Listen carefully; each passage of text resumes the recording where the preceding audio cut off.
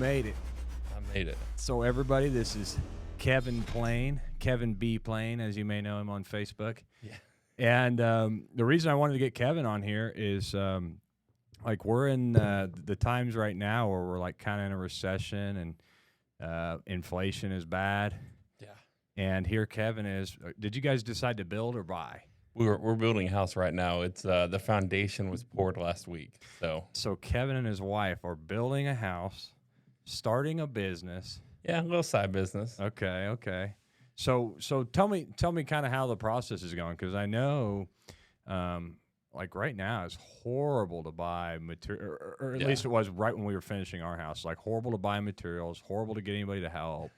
It's somewhere in the middle. So like, COVID hit and all that crap got really hard to get a hold of. Yeah. And then like we had friends who were building a house basically at the same time you guys were. Like they started their house and then COVID hit and they were like, hey, we can't get stuff. Yeah. And so they were really in that. The guy who's building our house, he builds most of the houses in our area.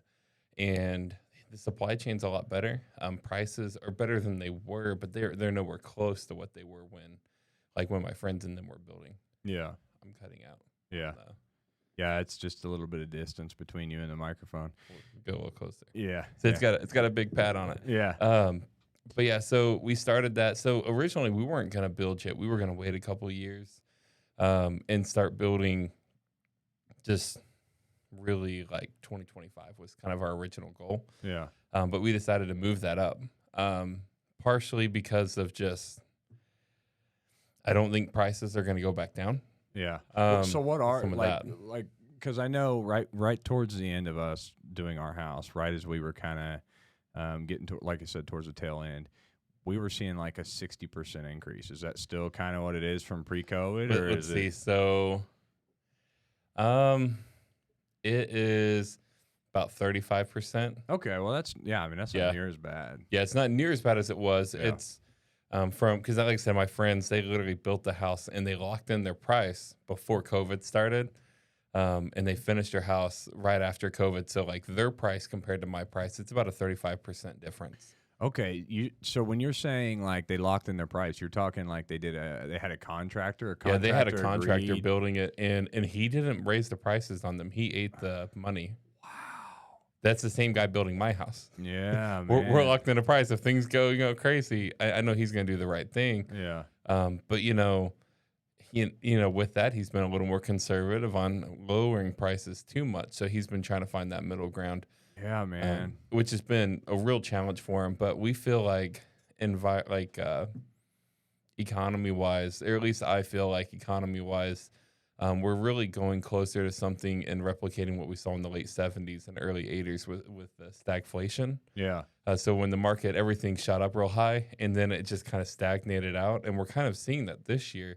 While we're seeing recessionary marks in some areas, like stock market, in other areas, a lot of the Fortune 500 companies, a lot of those haven't really seen much of a change, but they've not seen much of an increase. Yeah. I guess I could probably see some of that, right? But to me, like you take all, the financial stuff out of it. And, Right. and I know that's the most important part. But to me, if you just kind of look around and look at the restaurants here in town, there's no dining room because they can't staff it. Yeah. And like, on top of the inflation that we're having, I see this big issue with people just don't want to do the normal jobs anymore. Yeah. So there's a big connection actually with COVID that caused that. So a lot of your Working remote. You say working remote, but Yeah. then again, I've worked remote for almost 7 years. So like I'm ahead of the curve. Yeah. But then beyond that, the boomers, most of them, they came into this COVID time period where like, hey, and a lot of the companies, instead of laying people off, said, hey, early retirement. And they forced people home. Then other people said, hey, I'm just not going to go back. I'll go ahead and take Social Security instead of going back to work after the unemployment benefits ended and stuff like that. So a lot of people have really left the workforce. I know at work, at my company, we've talked about the Great Migration. And it's people leaving the workforce and people changing job careers into other companies. And it's happened more since COVID than like any year prior because of some of those effects. So I think that's part of it. And then then there's just a part where people just don't want to work. Like you said, they don't want to do. People don't want to be servers and waitresses and stuff like that. Man, I used to be a restaurant manager, and I mean, those servers made more than I did in a day. You know what I mean? Yeah. Yeah. Well, I can remember I had a brother that he was a waiter at Chili's or something, and man, he made good money in tips. Yeah. I mean, they might work 4 or 5 hours, and they make, you figure they have 4 to 6 tables an hour, and they make $4 to $5 off each table. Yeah, but like, okay, what's the solution to that? If nobody wants to be waiters or waitresses or serving food at fast food restaurants, there's got to be a solution somewhere. Yeah. So the solution that's going to most likely happen is the solution nobody wants. So like I'm an IT consultant by my career. That's what I do is I do automation specifically. So we literally take tasks that are mundane tasks that people don't want to do, and we make machines that do them. And I could see. So like the burger computer at McDonald's. Yeah. Or at Chili's. Chili's is a great example. You can sit down and you can order right there from that tablet. Yeah, man. I'm old school. People still have to bring it, but I hate that crap on my table. I move it to the end. And then, of course, you got the games that somehow your kids end up, we're getting it. There's a $6 charge for a game. Has hit us with that a few times. Yeah, we've had that with my son when he was like 1. Yeah, man. But I think that's going to happen on some of it. But then I think there's just so much where, like, it's the overemphasis of, like, so you have the boomer side of it, and then there's so many factors. Another side of it's going to be the overemphasis of college. You have to go to college. You have to go to education. We've been doing that for years, man. And it's it keeps biting us, and it keeps going back. It's horrible. So people go out there and they get, let's say they go to a cheap college, so $20,000 a year. Yeah. And say they get some grants, so they graduate and they only have $60,000 in debt. Only, some of them have $200,000-300,000. They don't want to go flip burgers. And then on the other side of it, man, like, what was it? So I lived here in Branson, just moved away from Branson last year, and I want to say it was Andy's Custard. They had a sign something like $17, $18 an hour is what they were paying during COVID. That's wild, man. Right. I'm like, I could get a job here. I'd weigh 5,000 pounds, but yeah, I mean, $17-18 an hour for a generally entry level job. It really wasn't that long ago. I was making $13.50 an hour. Yeah, and I was in a career field that I had been in for several years, and that was pretty decent money. Right. Yeah. See, when I went to my company I work for now, I made $12.50 an hour, and it was like, it wasn't great money, but I mean, it was enough money to kind of get rolling. And then $14-15 an hour made $17 an hour, and it was like, hey, this is pretty good. And now it's like, man, you make $15, $16, $17 an hour, and then the people who were in the middle just got screwed. Yeah. Because if you were in one of those careers, like postal service is a great example. I delivered mail in 2012 for Rogersville. Made $19.75 an hour, got like 93 cents a mile or something, because you get no gas mileage running the run using my own vehicle. But $19.75 an hour 10 years ago, that was good money. Now they're still paying the exact same rate. And it's like, how do you expect people to want to sit in a 110-degree car or a 30-degree car driving their own vehicle, delivering mail for $2 or $3 an hour more than you'd make, at McDonald's? Well, that's a federal job, and our federal government doesn't have enough money. Yeah. So, well, unless you're in Congress or some of these areas that you can get, I think we deserve a raise after all we've done. Yeah. I want a job where I get to vote for my own raise. Yeah. Like, that's what I want. I've talked about that before. 'Cause it's like, man, if you're asked to decide how much money you should make, I think everybody would say, I want to make a lot of money. Yeah. And if you're having these meetings and everybody comes in there, hey, guys, how much should we make this year? Okay, yeah, you want to make a lot? I want to make a lot. And then, and even that, like, I got a problem with that. But more so than that, it's the issue of, like, being able to pass legislation and then take advantage of it before anybody else can. Right. That's the stuff that really gets at me. I also don't think you should be able to pass legislation and exclude yourself from it. Yeah, that's a big problem too. Everyone should have to do this, except for us. Like, let's not do it for us. Yeah, it's wild, man. I just, it's a whole. To me, the system has been it's such a big oiled engine, the U.S. government, and everybody, I guess I can take it back to Trump because he kind of talked about the draining the swamp. Yeah. I like the analogy of like it's this big engine and everybody's working on these different things on this big engine, and they think, well, if I can get away with a little bit of this, I'm all the way on the south side of the engine. Nobody's going to notice up there. Yeah. And you've got so many hands in the cookie jar, and they're all just taking a little bit at a time, and nobody really cares because everybody else is doing it. Yeah. I don't know what the solution is to that. We have so many problems, and I could talk and go on and on and on about problems. Absolutely. And maybe I could find some solutions to some of them, but finding a solution and then having people act on a solution is a whole different thing too. Yeah. Because you've pretty much got to get the people that are the problem to agree with you. Yeah. And yeah, that's the way that it's currently set up. It would have to change for there to be any positive movement, because I think you'd have to change. Obviously, like, I think their pay should be contingent on what the average salary income, like the median income for a household in America. So if a median household income for Missouri, it's 55,000. I don't know what it is for America. It's probably 65,000 or 70. yeah. Take that, and we'll even say they deserve to make more than the average American because they're serving. So add 20%. We're still at like 80, 90,000. But then that's how it works, and then that's how it would raise. Everyone makes more money, they make more money. Everyone makes less money, they make less money. But then if you did that, you did term limits, because people shouldn't be able to sit in there for 60 years and essentially die in office because they don't want to go do normal people jobs. Yeah. They shouldn't get health care for a lifetime. They should only have health care access while they work for the government, just like any other job and that every real person has to have. And of course, I also don't think you should have, and my company would hate this because I'm sure we're one of the biggest ones that do it.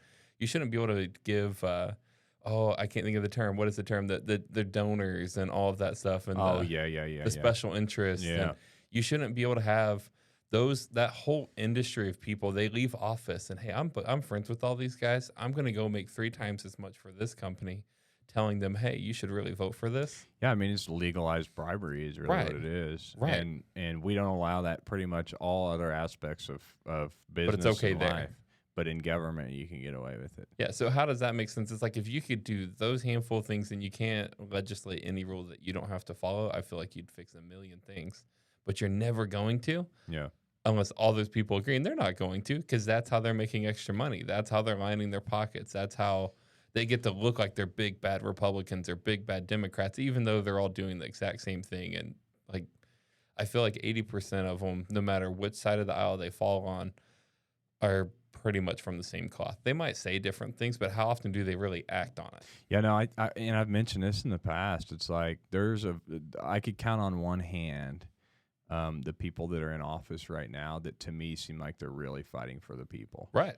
And I brought this up last time. Josh Hawley is one of them. But if you just sit there and listen to the way that Josh Hawley talks, there's no interest for him. Like everything he mentions, everything he says, he's saying, I've been elected to do this. This is why I'm saying this. Yeah. And literally everything he fights for is betterment of the public. So I just don't understand. We're in such as I don't understand I don't care what side of the aisle you're on. Right. How can you see a guy that's fighting for you to have more rights, and you're saying that he's a bad guy for it? Because Josh Hawley gets a ton of hate from the left. I don't know of any politician outside of Trump who has the hatred Josh Hawley has, though. Yeah. He's been attacked by more people. He's been pursued by more people. Yeah. Allegations that have been proven false. Like, nothing has stuck, but he's been hit with it again and again and again. And, yeah, I agree with you. Nothing he said has been really negative or in anything that I would disagree with. I think, if I remember right, I think he's actually going to be one of the speakers at the Greater Men's Conference in Springfield next year even. Really? Yeah. Like, that'll be cool. Yeah, so he's going to be one of the guys at that. I think that's what they had announced. And it's like, how many politicians in general are willing to get in front of, so that's the largest men's conference in the world, but a Christian men's conference, they're going to be like, yeah, I'll be there, even though that might hurt my reputation in some areas. He's like, this is who I am. I wish that everybody would start thinking that way. And the problem with it is, and I've always been like that, it's like, I'm going to say and do what I think or what I want. Right.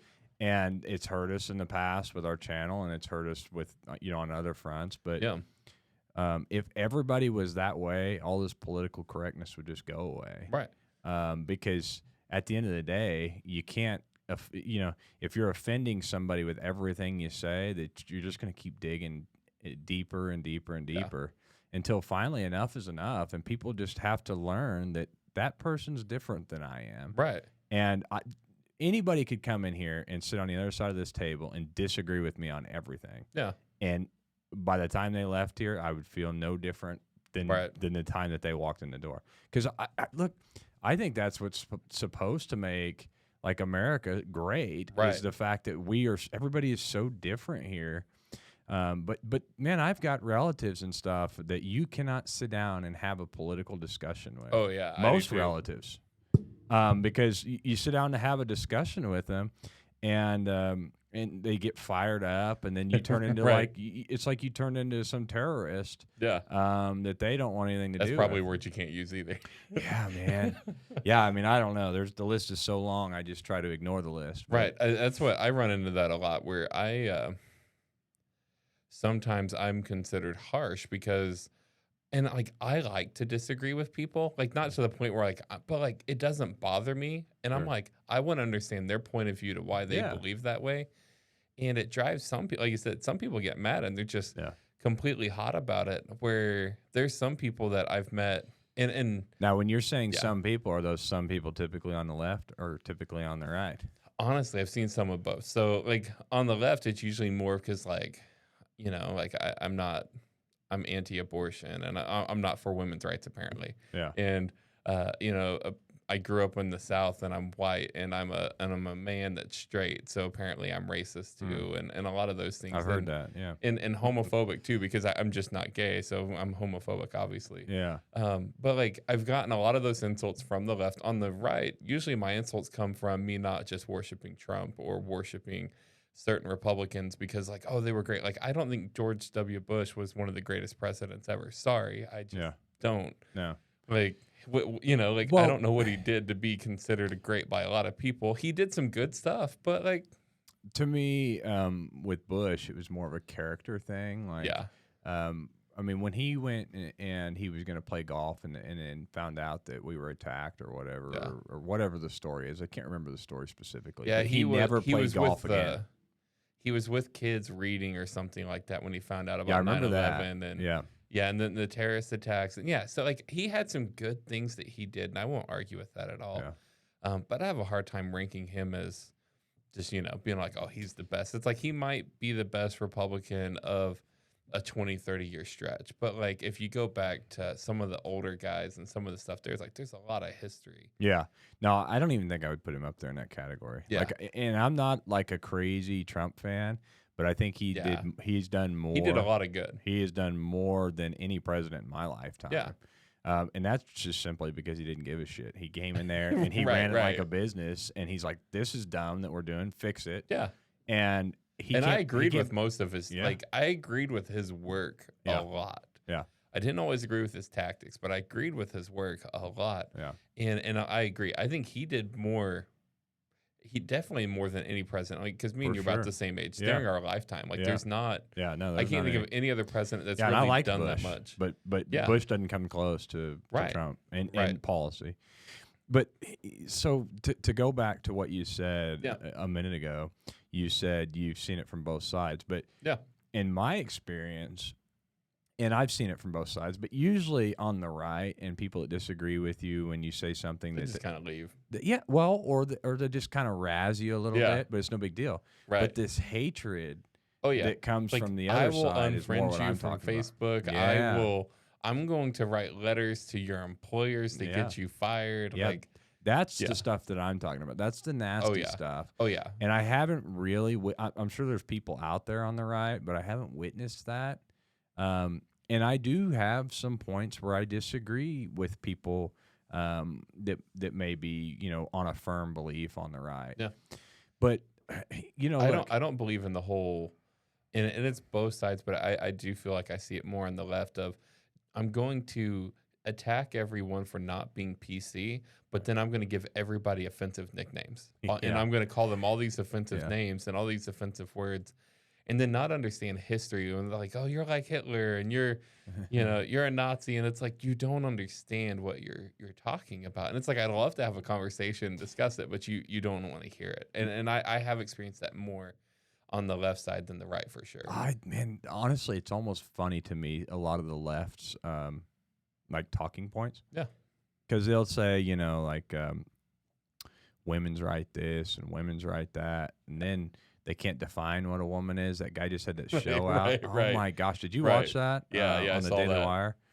He's just trying to get a simple question. And they'll say, well, I'm a woman now. And he's like, well, what the heck is a woman?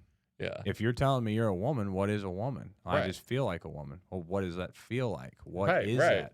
And nobody can even give them an answer because it's like they've dug so far in on all this stuff that it doesn't make any sense anymore. But they can't let it go at this point because they're too deep in it. I don't know how we get to the point of feelings matter more than just basic biology. Like talking about like offensive people. I think of like, and this, hopefully no one takes this in the wrong way, like my grandpa's generation.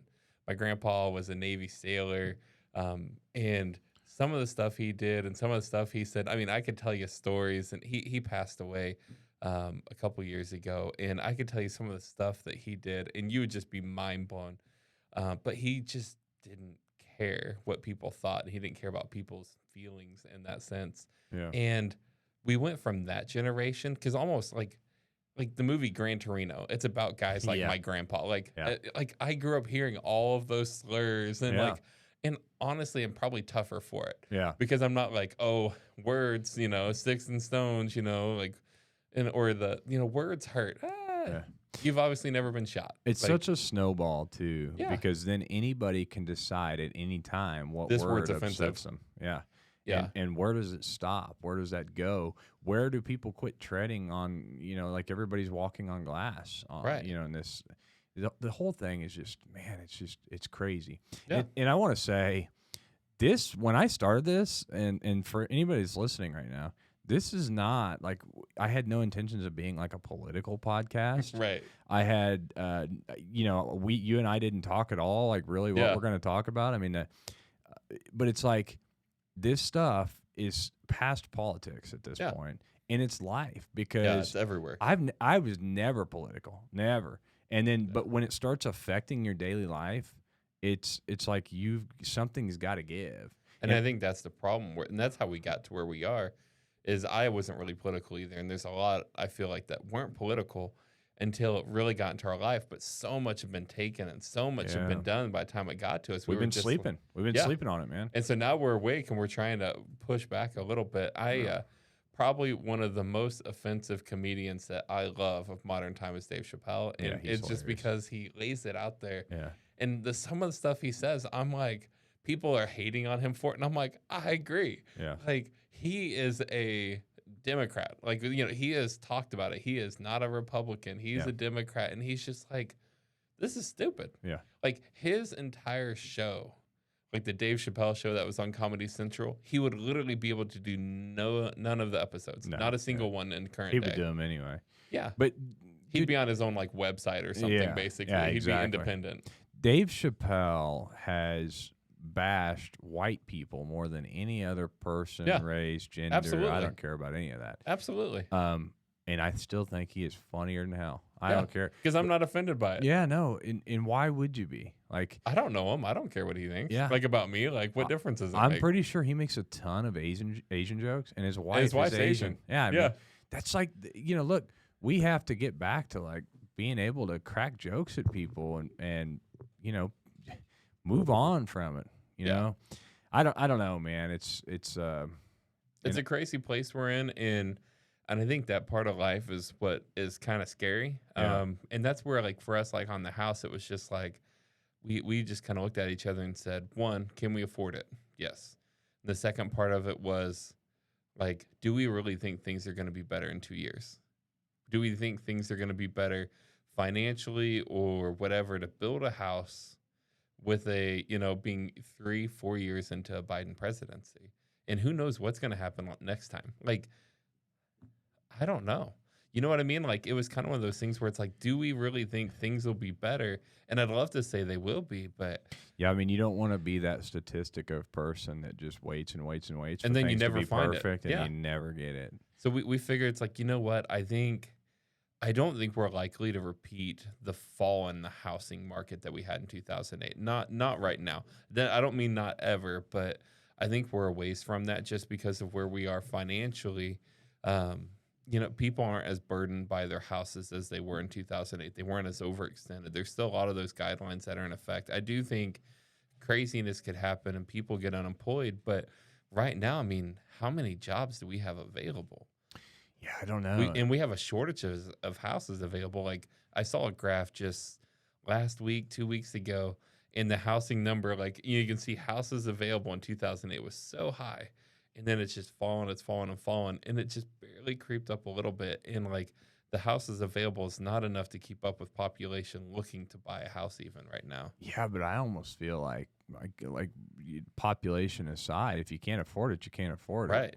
And I feel like, how did people afford in the 80s, like 14, 15, 20% interest on homes? I know homes were exponentially cheaper, but like, I mean, from like 3% to 6, 7, 8% interest, you're talking about like 3/4 and more of a house payment. yeah, They've said one of the speculations is one of the things that's going to come out in the near future will be like a 40-year loan term. And there's technically already it available, but the first 10 years you only pay interest and then you start paying house. Right, thanks, right. man. It's like, so you want me to pay interest for 10 years? It's like, how much more money do you pay to extend that time versus that? So yeah, there's that's going to be a huge part of it. I think there's a lot of people who are locked in at like 2% interest that aren't going to sell their houses because you'd be stupid to sell your house if you're in a house that's big enough for your family, or even if it's too big. 2%, you couldn't downsize and save money.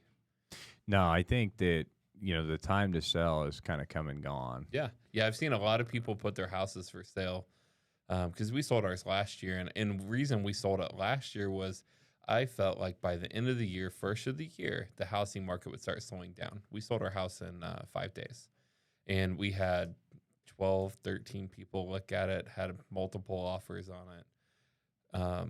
But we sold it in 5 days. I feel like what I've seen people selling houses in Branson, where we left, the prices are about the same. They might have made it a little bit more, but the prices are about the same. And then they really didn't have near the time frame. Like around where we live right now, there's houses that have been on the market for 30, 40, 50 days that just, 6 months ago to a year ago would have sold like that because they were nice. But you put that mortgage rate on there, it pushes it's it not out a of good deal anymore. It's out of people's price ranges, and it really affects it. And that's, I told Kristen, my wife, I told her, I said, I don't know if we could afford the house that we sold. That was our first house we bought. Yeah. I'm like, I don't know if we could have afforded to bought that house when we bought our house. Yeah. Like at the exact same amount. I know, sure, wages have gone up, yada, yada, yada. It's like, but they've not gone up as much as the housing went up. And that's where we just kind of played it and just said, we're going to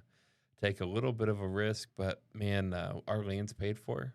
Yeah. Which is 13 acres, which puts us up quite a bit, fortunately. Yeah. And it gives us some good space, and it's like, let's just go for it. And, even if things go down in the short term, in the long term, they'll go back up. If they go down in the short term, maybe I'll get a better interest rate and be able to refinance at that point. I mean, it's a possibility. It's either things are going to go down or interest rates are going to keep climbing. And well, I feel to me personally, the way that I feel about it, I mean, I'm not an economic expert by any means. Me neither, for but, the disclaimer. What I see is people have spent their credit. Oh, absolutely. And racked credit card debt. A lot of people have quit their jobs. Yeah. A lot of people have been living off of credit cards. Our credit card debt for nation went up 13%. Yeah, it was the biggest increase amount that we've had in 40 years or something. And I feel like right after all this shutdown and stuff happened, when it came back, it boomed back. Yeah. But I think the reason it did is everybody was quitting their jobs. They had that unemployment. They were racking credit card debt up. Yeah. I think a lot of people, like in the back of their minds, were thinking, like, man, stuff's going to get really bad. I'm going to blow all my money right now. Yeah. And that time has come and gone. They've spent all their money, and now it's like, okay, well, we're still kind of lingering here. Yeah. I think there are going to be foreclosures start next month, right? I don't know. Or this month? I don't know. I think foreclosures are getting ready to start, and I saw the number, and there's supposed to be an astronomical number of houses that are just at the line of where they'll start going into foreclosure nationally. Obviously, blue states actually have higher numbers of homes about to be foreclosed on than red states. Huh. If you look at the maps of where, and obviously a lot of the population's there too. But there's a lot of foreclosed homes that are looking at possibly coming up if there's not more extensions made, which yeah, I mean, it's right before term. Do you really think they want to start evictions before elections? I mean, where do all those bad. people go? You Right. know? Probably California. Man. Yeah, I don't know. The way that everything worked out for us was like, I mean, we just lucked out. Like, we basically, the market was doing pretty good. Yeah. We sold our house with the equity we took and basically built our new house. Yeah. So we didn't have to mess with any banks. We're not dealing with any interest or anything like that. And we did all that literally right before COVID affected all the materials.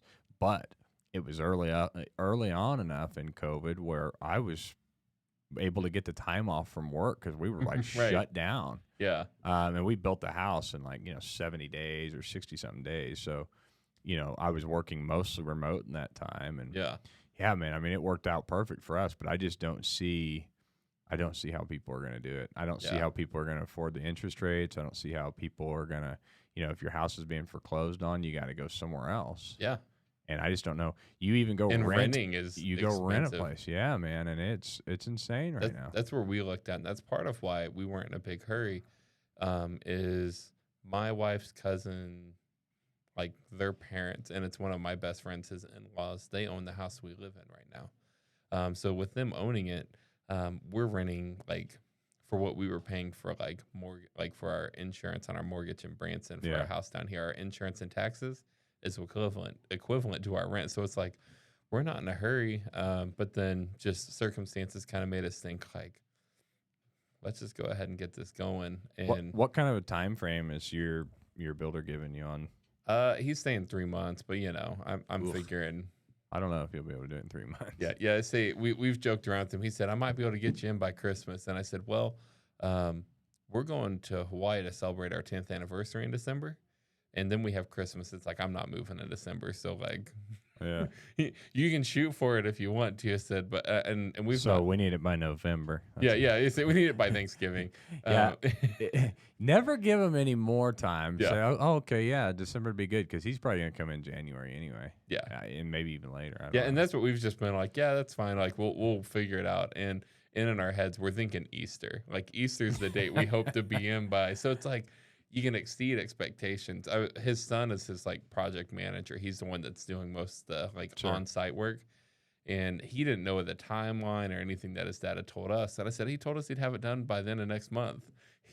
Give him a hard time, and he was like, he probably did. I'm like, so you guys are gonna have to get hoofing it, get this thing rolling. But is it a 2-story or just like a slab? It's gonna be a crawl space with single story. Yeah. We didn't want to have we just didn't want to have a basement. We're gonna have a safe room out of the closet and some of that stuff, but we didn't want to do when I was in high school, my mom was in an accident and she was paralyzed, so she was in a wheelchair. And it's I don't really want. We had a 4-level house when she came home, and she couldn't go to 3/4 of the house. So it's kind of if we do single level, at least you can use the entire house. We had to build a bathroom on the main level because there wasn't one there. Put a good sump pump in your crawl space. Yeah, we are. I've learned my lesson with that twice. But on this last one, I just went down there and did it myself. But we have a bit of a grade too, so it's going to go one direction. So did we. We had a grade, but what was happening is where the crawl space is level because they level it for your foundation. Right. The water would come off the hill and then just settle into the house. I opened the crawl space and there was 3 feet of water under there one time. Yeah. Yeah. So And so the story is get a good sump pump and check your crawl space, yeah, especially yeah, as you first get in there. Yeah, because yeah, man. ours will be about 3 foot. I think we're just right at 3 foot off of it. Yeah, our tall on the tall side we're like 5 feet because we're in the hillside. Yeah. And on the low end we're probably two and So a half, 3 feet. on ours, we cut the dirt. So we cut down the dirt almost 4 feet on one side and then leveled out the lot across there to have more space. Yeah. And that was really nice. And it gives us some of a yard. And then we'll have a pond that we're putting in on the front side of the house. So the joke's been that we'll be just about able to fish off our front porch. Yeah. Like, well, so a funny story about that. I had a guy that it was extremely expensive, come in with this huge bulldozer. yeah. And he was supposed to build me a pond. And he was supposed to do all these things. Well, long story short, the guy literally got like a quarter of what he was supposed to get done. Yeah. And started the pond and maybe got hardly anything done with that. Yeah. And then I had him clean up around it. Like we have some really big, beautiful, mature trees on our property. And I'm like, just clean up around these because these are kind of like vocal points. You know, I want to have a picnic area here. Right. We built like a shooting, a little shooting bungalow thing under one and all this. I'm like, so just clean up around here because I love these trees. Killed both of those trees by getting into the roots. Yeah, and he's supposed to be like this expert on a bulldozer. He spent a lot of time out there like talking on the phone, but he left his bulldozer running to run the hours up on it. I mean, man, it was just like, I remember when it came time to pay that guy and he tried to charge me full price. I'm like, you are not getting full price, pal. Right. I will say my guy was really good. Hopefully it wasn't the same guy. But he cleared 30, 40 feet in the air. So probably about 50 feet on the ground. Yeah. For our electric lines to come in on the backside, did the 4 foot cut. Was this an older guy? Young guy. Okay. Yeah. He's our age. I went to high school with him. Yeah. He's just a few years That's older not than my me. guy. Okay. Well, he did all that, put in my driveway in 37 hours. Yeah. Like a 4 foot cut, got the hole, and he got it level, he got it flat. He even staked it out. Like he put in a lot of work getting it done, and yeah, I didn't feel like it was really that crazy that much that this guy had to do really either. Because after he was there and left, I ended up renting a little skid steer, and I was able to do a lot of pond bank that he did never get done. And that's crazy. His bulldozer was huge. Right. Yeah. See, I don't remember the sizes. I think the guy that's doing ours has he has a couple, but he was using like his mid-size one for most of the work. Well, this guy had to haul it in with a semi. So yeah, his was too big. But yeah, man. So I don't know. That whole process is like I remember whenever we bought and sold the first house. I'm like, I will never do this again. Yeah. And then we built the house, and it was actually not as bad. But I mean, it was more physically, hard on me because it was right at the time in COVID where everybody was trying to do things. So our contractor was out like 8-10 months before he could even start. Wow. And he's like, but if you want and you want to do it yourself, I'll try to help you as much as I can. I'm like, dude, I have no idea how to build a house. Right. I'm like, I'm not a construction guy. I can work on cars, but I gave it more thought. Like 3 days in, I'm like, okay, let's do it. And I'll do it. Yeah. And he gave me the phone number of this crew that he uses sometimes, which was an Amish crew. Mm-hmm. And I went and picked them up, man. And like, I don't know, a few days later, I was picking them up and hauling them back and forth. Yeah, I went and bought all the tools that we needed, and me and those 3 Amish guys built that house from scratch, from nothing. That's awesome. And I just, man, I had no knowledge of really how to contract build a house or anything. So do you feel like you have the knowledge now after doing it once? Yeah, I think I could definitely do it. There's a lot of things that, like, and even in my own house, it's like, this is the way I did it. This is what I should have done. And you can, matter of fact, I was working on some stuff before I came here. Our condensation line, we put mini split systems in our house instead of traditional central, AC. Yeah. So each room has its own unit in there, and you can change the temperature, which is great. We love it. It's heat and air. Never had a problem with them, other than the line set for your condensation drain didn't slope enough, so it was backing up and dumping water in the house. So I think I've got that fixed. We'll see when I get home tonight if there's any water on the floor. Yeah, it got hot enough today. Yeah, I cranked the ACs down just to try to get a lot of condensation created, and when I left, they were flowing good. But so yeah, I mean, there's stuff like that you kind of look at and you think, well, I could have done this a little bit better, But then you have the knowledge that man, you know now. and we have this house. I mean, it's super premium built and super heavy duty. You know, Yeah. 2x12 ceilings and floors and 2x6 walls. Yeah. And so that building will be there for a long time. Right. And then there's just something to be said, like, when you've built something, like kind of an appreciation for it. Yeah. Yeah, you have a little more of a, like I did that. Yeah. So my grandpa was a master carpenter. The one I was talking about earlier. So that's what he's got, a gazebo and a bunch of stuff at their house. It's like he built that and that and that. And he did this. And yeah. I mean, you can look at the wall and you know exactly what's behind the sheetrock. You know? That's how you know it's your house.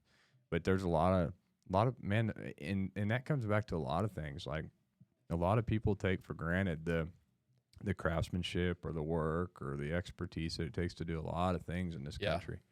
And that's not even just, like food, animals and killing an animal so you can eat it. Right. And, a lot of people don't even think twice about any of that. A lot of the stuff that you eat at the store is either come from a dead animal or come from an animal in some way or another, whether it's eggs or milk or whatever. Yeah. And obviously we've got this whole side of, things where they're trying to get rid of all that. Well, we kill animals because we drink their milk, apparently. So that's a whole thing. Man, and that's the thing too. Like this whole, it used to be don't eat anything processed, stay away from processed foods, and now it's literally like they want you on a complete processed diet. Yeah. Fake meat is it's 100% processed. Yeah. What is it? What is it called? The Impossible burgers. Yes. Yeah. I saw it when I was at Costco, a bunch of Impossible stuff, and I'm like, it's impossible. I'm gonna buy it. Yeah. Well, wasn't that the thing too? Like when that first came out, it was a whole gay thing, right? Like, probably. I think they did. It had like this. No, it wasn't that. But they had a gay burger or something like that. Gay burger at Burger King, right? And it was like I don't even want to start guessing what was on it.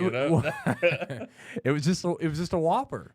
Yeah. But it was wrapped in rainbow. Yeah. It was wrapped in rainbow paper, and you order it on the thing. It's Gay Pride Burger. Didn't it have like a rainbow bun or something like that too? Or No. it's like a different color bun because people were talking about it changing. Well, what you would do is you would open the wrapper, and then on the wrapper on the inside of it said we're all the same, and it's just a fucking Whopper. Right. We're all the same. So that's the whole. So you that's paid an extra $1 to get the gay Whopper. It's probably the same. It's the same thing. Yeah, it's probably the same price. But the whole emphasis was you order this gay burger, but it's just the same as every other burger. Yeah. So it's just the same thing. Yeah. Well, the positive thing is I don't really like the regular Whopper, so I guess I have to say I never was crazy about Burger King, but I've kind of I like it more now than I used to. Yeah. But I don't know, man. I went through this whole phase of like, and I might still be kind of in that phase because I like to kind of put my money where my mouth is. And I went through this phase where I quit eating at Burger King because like, you just you find certain things that you want to support and you want to put your money behind. And like, I'm all for, gay people and really any people. You just do whatever the hell you want to do. Right. Yeah. But it's really not any of my business. Don't make me buy a gay burger. Yeah. Don't. Everything doesn't have to be rubbed in your face. If they made a straight white male burger, they would be offensive to somebody, I'm sure. Yeah. So that's kind of my standpoint. Honestly, probably be offensive to more people than I'm sure it would. Gay burger. I'm sure it would. I didn't take offense to it. I just think it's idiotic. Right. I'm a big fan of that myself. Of like, if I'm not for something, like, and I tell people this all the time. If you don't like it, just don't buy it. Yeah. Like if you don't like a way it comes, like Walmart. I hear people complain about Walmart all the time with self-checkout, and sometimes I use it, sometimes I don't. Depends on the way I feel. I love Walmart.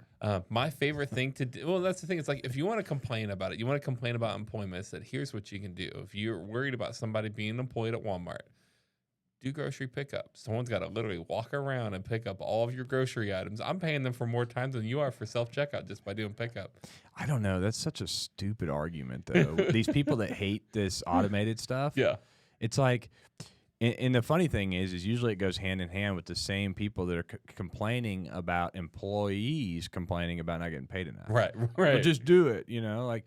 You've got these people. It's the Karens. Yeah, man. Well, I don't know what it is, but to me, like, get out of the way of automation because it's taking over. Right. Like, it's the way forward. Like, and I am a proponent of electric cars. I'm not a proponent of mandating. I'm not a like. I just think that's all stupid and silly. I think electric cars are badass, Yeah, but I also think they need to like. So my father-in-law is on the board of the electric co-op out where we live. And they talk about like the different sources of power, and obviously like electric cars, like the electric grid can't handle it. But if they would actually pass legislation and allow us to do like more nuclear power plants, for instance, it's the cleanest form of energy we have available. Like it's more clean than electric. It's more clean than solar. It's more clear than wind and charcoal. Here's my solution for it. Why don't we let them all do whatever they need to do to create power? Yeah. And the best one comes out on top. Right. It's really simple. Which is which one can they make the most affordable? Right. And I would think, I mean, I don't know. I mean, coal's definitely up there right now for the cheapest. Right. Is that going to be the cheapest in 10 years? I don't think so. Yeah. But forcing coal out and then, That's silly. and then bringing these other things in that are just way astronomically overpriced is not going to work. No, it's not going to help at all. So like, and honestly, if they would allow competition in those sectors instead of it being ran by the government, we'd probably more likely to see an industrial revolution type thing with innovation. Yeah. But as long as the government's in the way, there's no innovation. Look what Elon Musk has done in the space program. Right. But we all know that when the government's in charge, innovation dies. Yeah. Because they're not trying to change it. They're not, like, even infrastructure. We talk about infrastructure and roads and all that stuff. It's like one of the craziest things is, because you guys travel a lot like we do. Yeah. You get out of state and you get like 3 or 4 states over, and the way that you handle a highway interchange between another highway is entirely different. Yeah. And there's some that are really good and some that are like, what in the world was this person smoking? Like, you're in Colorado. Well, I guess I know what they were doing when they built this road. But like, how do they get there? It's like, but if you want innovation, there has to be competition. With electric cars, like, I see people complain about it, but it's also like, probably 100 years ago, 110 years ago especially, that was when the first cars were produced like mass in like 1908, whatever it was. I know it started in the 1800s with the first car. But when they were first being made in mass, how likely do you think they were to find gas stations everywhere? Yeah. Like, the same thing that we're seeing with charging stations is what they saw with gas. And you know what? I bet gasoline probably was more expensive than hay. I wonder what would have happened if they would have forced everybody to kill their horses. Right, exactly. It's stupid to say like, hey, in California probably mandated, if we look back, hey, no horses are allowed on the roads in 1925. This is the end. And like, you have to have an automobile. But like, I think it's silly to have mandates around it, but I think it's also silly to ridicule them to the point to be like, oh, it's never going to happen. It's like, it is. It's going to, and I love. Now let the free market do it. Yeah, I don't think that electric will completely take combustion engines out, just because there's something about having the roar of that motor. Yeah. And you're just and you know what? I don't think electric motors and electric cars are the end all be all either. I think there's something on the other side too. Yeah. I think there's probably more advanced. Some type of motor that we can get into. Hydrogen's the one that we have the best possibility with for it to be truly replenishable. But the problem is, I want to say GM bought the patent for the first successful hydrogen car back in like 2005 or something. Yeah. They bought the patent for it, so it couldn't be made. Man, I have heard some horror stories about big companies buying patents for little things that would put them out of business. Yeah. And it's crazy, and to me, it's like, I don't know. If the government wants to get involved so bad on things, why don't they pay attention to stuff like that? Right. Killing a little business because their product's better. Yeah. If you guys want to come in and you want to regulate and do all these things, regulate these big companies that are shutting these little companies down because their product's too good. Yeah. And that's what's crazy is there's no money in that for them. The government is paid. Our government they is get so paid by the paid guys for, that man. are the big companies shutting them down. It does, down. man. Well, if you pass this legislation, as soon as your term is up, we'll hire you on at $500K a year. Well, I mean, you see that with the Food and Drug Administration. It's like, how do you become the head of the FDA, leave it, then go work for like Monsanto's and some of those, and then go back to the FDA and go back and forth? Yeah. It's like, how is that not ridiculous? Yeah, it's weird, man, but it all comes back to the government kind of regulating themselves. Right. And they regulate everybody else, but there's no regulations for themselves, and that's why, and that's where a lot of the problems come in. Like long term, long term, the only solution is going to be is either people really get tired of it and actually vote people out, or they really get tired of it and there's another revolution. Like it falls into one of those two areas most likely. Yeah, I don't think the voting thing is going to work. I just don't think that. I think there's too many people to get those people that you vote in there to turn. Yeah. Because, I mean, I don't know about you, but, like, you know, so you get into a position where you make, what, $150,000 a year, and people say, hey, you know, you do this way, you know, you start your charity, and I'll donate $1 million a year if you kind of look the other way for this stuff. Well, I didn't do anything wrong. I just didn't do anything. Yeah. And that's just as bad as doing something, like knowing and not doing it. But, like, for a lot of people, they're just going to be like, oh, it was for my kids, or it was for my whatever excuse they can give them. But it's just, they love money. Well, and I think even aside from that, like you've also got this issue of, I mean, man, the media and marketing and like that stuff is so powerful. Yeah. And COVID really opened my eyes to like to how conforming that people will really be. Right. And the media plays a huge role in the way people vote, the way people talk, the way people act. It's insane. Yeah. And I don't know. I used to think shut it off is the best solution, but I don't know what the solution is anymore. Right, because it's everywhere, and it's not just social media that we usually imply towards. It's regular media, it's social media, it's print media. Like everything has bias. Yeah, most of the social media stuff that I'm seeing is more like indoctrinating. Like it's more built for like young kids to really, man. TV shows are too. Yeah. Yeah, definitely. You put in TV commercials. Commercials. But then like a lot of shows, like if you put in, like if you watch the trend for like CBS and like their top action shows, like FBI, NCIS, and all those and around that. Sure. In the last few years, how much you want to bet every one of those shows has featured some white Christian terrorist guy thinking he's doing something for God, but he's killing a bunch of people, or he's killing people because of it. Almost all of those have had different episodes that went around that, and they've gone away from it being the quote-unquote stereotypical terrorist, where now it's the white Christian male, you know, and they're trying to paint this picture. But then you also get the other stuff that's being painted as normal, like Modern Family. The Modern Family has to have a gay couple in it, and it has to have, you know, people of different cultures, and it has to have this going on and this going on. And obviously you're not, you know, into the modern life and into the modern family if you don't agree with this. And it's like, we're letting stuff get to our kids before it should. Yeah. I'll tell you, man, I'm seeing Connor and I play Fortnite. Yeah. And it's one of those things like, and we've done it since he was, you know, since Fortnite came out, basically. And, man, when all that Black Lives Matter stuff was going on, they had this Black Lives Matter parade on the game. Oh, really? And before you could log on and play your video game, you had to watch this Black Lives Matter protesting parade thing. And it was live like a news thing. Really? And it's real life. It's not video game characters.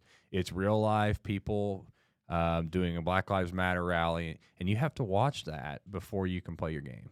Wow. Madden did something similar. Like you had to have, there wasn't a parade, but there was like a Black Lives Matter statement that you had to like read or accept or whatever, and to click past it. And it's like of what's course, going on, man? Of course, I agree that Black Lives Matter. Like this isn't the issue, but like the issue, it's so much deeper than what we want to give it to when it comes to that. Because it's like that whole thing is just stupid. Right. I'll just come right out and say it. Yeah. The whole thing is so stupid because number one, it's all about money. You can see just clearly going on their website, the donations are taking and all this. What are they doing with it? Yeah, what have they done to change? They haven't done shit. Yeah. Everybody matters. Right. And you may be the shittiest human being in the world that just killed your whole family, but you still matter to somebody. So this whole, you know, you fill in the blank matters. None of it matters. That one really strikes a nerve with me. And actually, I was a huge NFL fan. Yeah. I loved NFL.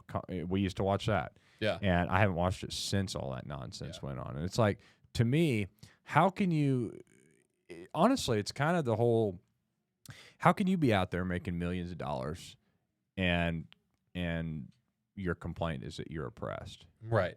Yeah, there's a lot of that I thought in the NFL was handled inappropriately, and I felt fortunate, at least I'm a Chiefs fan. I felt fortunate that I felt like Clark Hunt, the owner of the Chiefs, and the organization itself, they didn't go crazy with it. See, but here The only player that kneeled during that year didn't even play for the Chiefs the following year. you are the perfect example, though, of somebody that likes something too much. Yeah. That they'll come up with excuses of why not to. Right. My dad is a Chiefs fan. Yeah. And he was able to quit watching for a little while, and then he was right back to it. And, man, it was hard for me. And but I don't know. Like, I've seen all of them, and the Chiefs, too. They all played the bullshit. Andy Reid went out there and did some stupid shit, and they all did their thing. And then he even did I can't remember because it's been so many years ago now. But, I mean, I think anybody, when they care enough about something, will try to find reasons why, well, this wasn't quite as bad. And I don't know. And maybe I'm more getting to that point now because used to, I would just cold turkey. I'm like, done. Dude, when Nike did all that bullshit, I had probably thousands of dollars worth of Nike stuff. Like before our YouTube channel and before I was doing that stuff, like, man, I had a buying addiction. I would buy, new shoes all the time. I had closets full of I was like a girl with all the clothes and shoes that I had. Most of it was Nike. And, man, I'm like cold turkey. Just quit buying Nike, quit wearing Nike. Switched over to Adidas, and it's like, and then I went down this rabbit hole of like pretty much everything that you do at some point or another, they're going to disappoint you with something they put out. And to me, it's like, just quit putting shit out. Like, you're a company. I don't need to get on your company page and see, your personal beliefs of what's probably just the personal belief of your social media marketing person. It's your marketing staff and maybe your executives have agreed with it. For me, the Black Lives Matter stuff didn't bother me a ton. I agreed that there was some of the stuff that was mishandled, and I feel like that, by a lot of people. Well, for me, it wasn't necessarily the Black Lives Matter thing. It was the fact that, like, we have there's one time in a football game when everybody stands in solidarity together. And that's for the country that you are stepping on when you're kneeling there. There's a guy sitting to your right with his legs fucking blown off because he was fighting for your stupid ass's freedom so you can kneel right at his, at his feet. And so that's what really got me fired up about it. It had nothing to even do. Honestly, I didn't even know what it was about when it first started happening. Colin Kaepernick was doing this Black Lives Matter stuff. I just saw a guy kneeling for to me, it's like, it's just an unappreciative person that doesn't care about the country that's made him what he is. He was raised by white parents and was oppressed because he was a multi-millionaire athlete he looks like just wasn't talented. Spoiled baby to me is what he looks like. It came down to it that he ran out of talent. Like that's a thing that happens to a lot of people, but he just ran out. But so like, and I understand the Nike thing. My dad stopped buying Nikes and stuff too. I still have Nikes. I didn't burn and throw all my stuff away, but that's kind of the fun thing. It's like I told my dad, and you've said similar, like, support and buy the stuff you want to buy, and don't buy it if you don't want to buy it, and just move on with it. And that's kind of where I was with it, and it's like, I'm going to keep going. Yeah, and I don't know necessarily even if that. I mean, I don't know where that gets us, just because. I don't know. I don't think enough people do that for it to matter for the most part. But it is funny how people will get on the train of something though that they do believe in. Like that I think it was Whole Foods or some company. They came out as this conservative company or whatever. And like they were selling so much food. It was just like going through the roof there for a while. So I think a lot of people will kind of go that way. But at the end of the day, I just feel like there's so much population, it doesn't really matter. There's such a supply and demand issue also. Well, and that's the problem with, so we'll use Nike as the example. I have weird shaped feet, or for whatever. They're a little bit wide, but Nikes fit me comfortably where they don't ruin my feet, where almost every other pair of shoes, because I have multiple colors and sizes and whatever, the different brands and all that. And none of them do I like as much as the Nike. And that's why I'm like, I'm going to take care of my feet. Have you given it like a EQT Adidas a good shot? I've Because, tried a few Adidas, but not that one specifically. man, they're a little more expensive. Yeah. They're called EQTs, but You know, Mahomes is sponsored by Adidas. oh, really? I like Mahomes. All right. Yeah. I just, man, I don't know. I just can't get behind the NFL is so screwed up now, man. Oh, well, like perfect example. So I know you don't follow the football probably. There's a guy who is on the Chiefs team, got in a domestic abuse situation with his like baby mama, basically. Yeah. And I'm summarizing. So for anyone's watching that is a Chiefs fan, they're gonna be like, I said it wrong. You'll get over it. He was in an argument with her at like visiting his kid and broke the vacuum. Less than $1,000. He got arrested, spent a night in jail. Basically the courts just said, hey, you just need to replace the vacuum, replace anything you broke, and move on with it. Like that was the end of it. The NFL just suspended him 4 games. Deshaun Watson had 20-plus sexual assault allegations, and he initially only got a 6-game suspension, and then they changed that to an 11-game suspension. It's like he broke a vacuum worth a few $100s. Yeah. And some of this other stuff, and it's like he settled all of this stuff. How much money did he settle with? Well, it's all private. We can't share that. Or, you know, like you see all this crazy stuff, and it's like the NFL is just, it's got a PR problem. Let me tell you the way I feel about that, and this may be an unpopular opinion, but I feel like you didn't hire him because he was a good husband. You didn't hire him because he was a good boyfriend. Right. Stay out of people's personal lives. Yeah. And you if he's doing his job on the field, I don't care if you suspend him, fire him. If you decide that there's just a conflict of character and you want to fire him, fire him. I mean, that's basically why the Chiefs let go Hunt. Don't try to punish people at work because they may have gotten in trouble outside of work. Like, and I've always felt that way. Like, I think it was, who was it, Rice, or somebody punched his girlfriend on the elevator. Yeah, Rice. Yeah. Back even whenever that was going on, like, in my opinion, was always super unpopular. Right. And it's honestly, it's kind of the same thing about presidents. I feel the same way. Like the thing with Bill Clinton. Yeah. You know, like, I don't really give a shit. If the guy's doing a good job, which, you know, he wasn't. Right. But if the guy's doing a good job, he did a pretty good job. I don't know, about man. Like the stuff, the deals he made with China. That's true. Are a lot of the problems that we are in now. Yeah, that's true. Like our manufacturing has gone to shit because in Mexico and Canada and all of that stuff too is part of a lot of that. Why do the Democrats keep selling it to China? That's what I want to know. Yeah. Like why are they so obsessed with making bad deals with China? Yeah, it's crazy, and that's what I agree, and I agree with that to a lot of extents. I know people have been like, "Oh, if I did that, my job would be fired for what? My job can't fire me for that. That's wrongful termination. Like they get in my business. Like if I get arrested and I spend multiple days in jail and I miss work and all, yeah, they can fire me then. But like most of the stuff like that these guys are getting in trouble for, and they're getting punishment for it. They're serving time. They're doing these things, but they're role models. It's like, honestly, you know what? The Kansas City Chiefs have no good record of having good role models on their team. Right. The Kansas City Chiefs has been littered with troublemakers since like I can remember last. And there's always somebody in and out of jail or some kind of problem with the Kansas City Chiefs. And I feel like that's every football team. Like every one of them's going to have guys that are going in and out of jail. And like, who decided that just because somebody was good with a football in their hands that they should be everybody's role model? Like how did they grow up? Where did they live? And how did things go for them? Like a lot of these guys grew up and they fought to survive. Like, so when they get millions of dollars in their hands or hundreds of thousands of dollars in their hands, they're probably going to make dumb decisions. Yeah. The NFL started something where they're supposed to be helping people, you know, like a few years ago. Well, this is how you manage your finances. This is how you do stuff. It's like, yeah, like, but there's still guys going out and they're blowing their entire paycheck on jewelry and cars and necklaces. And then they get out of the NFL in 2 or 3 years because that's the average, like, length that someone makes it. I heard somebody talk about this one time, and I can't remember what they chalked it up to, but it was a good answer to it, why they spend the money on the things that they do. And I don't know if it's coming from poverty or if it's I don't know, a background thing, culture. I have no idea, but it's true, man.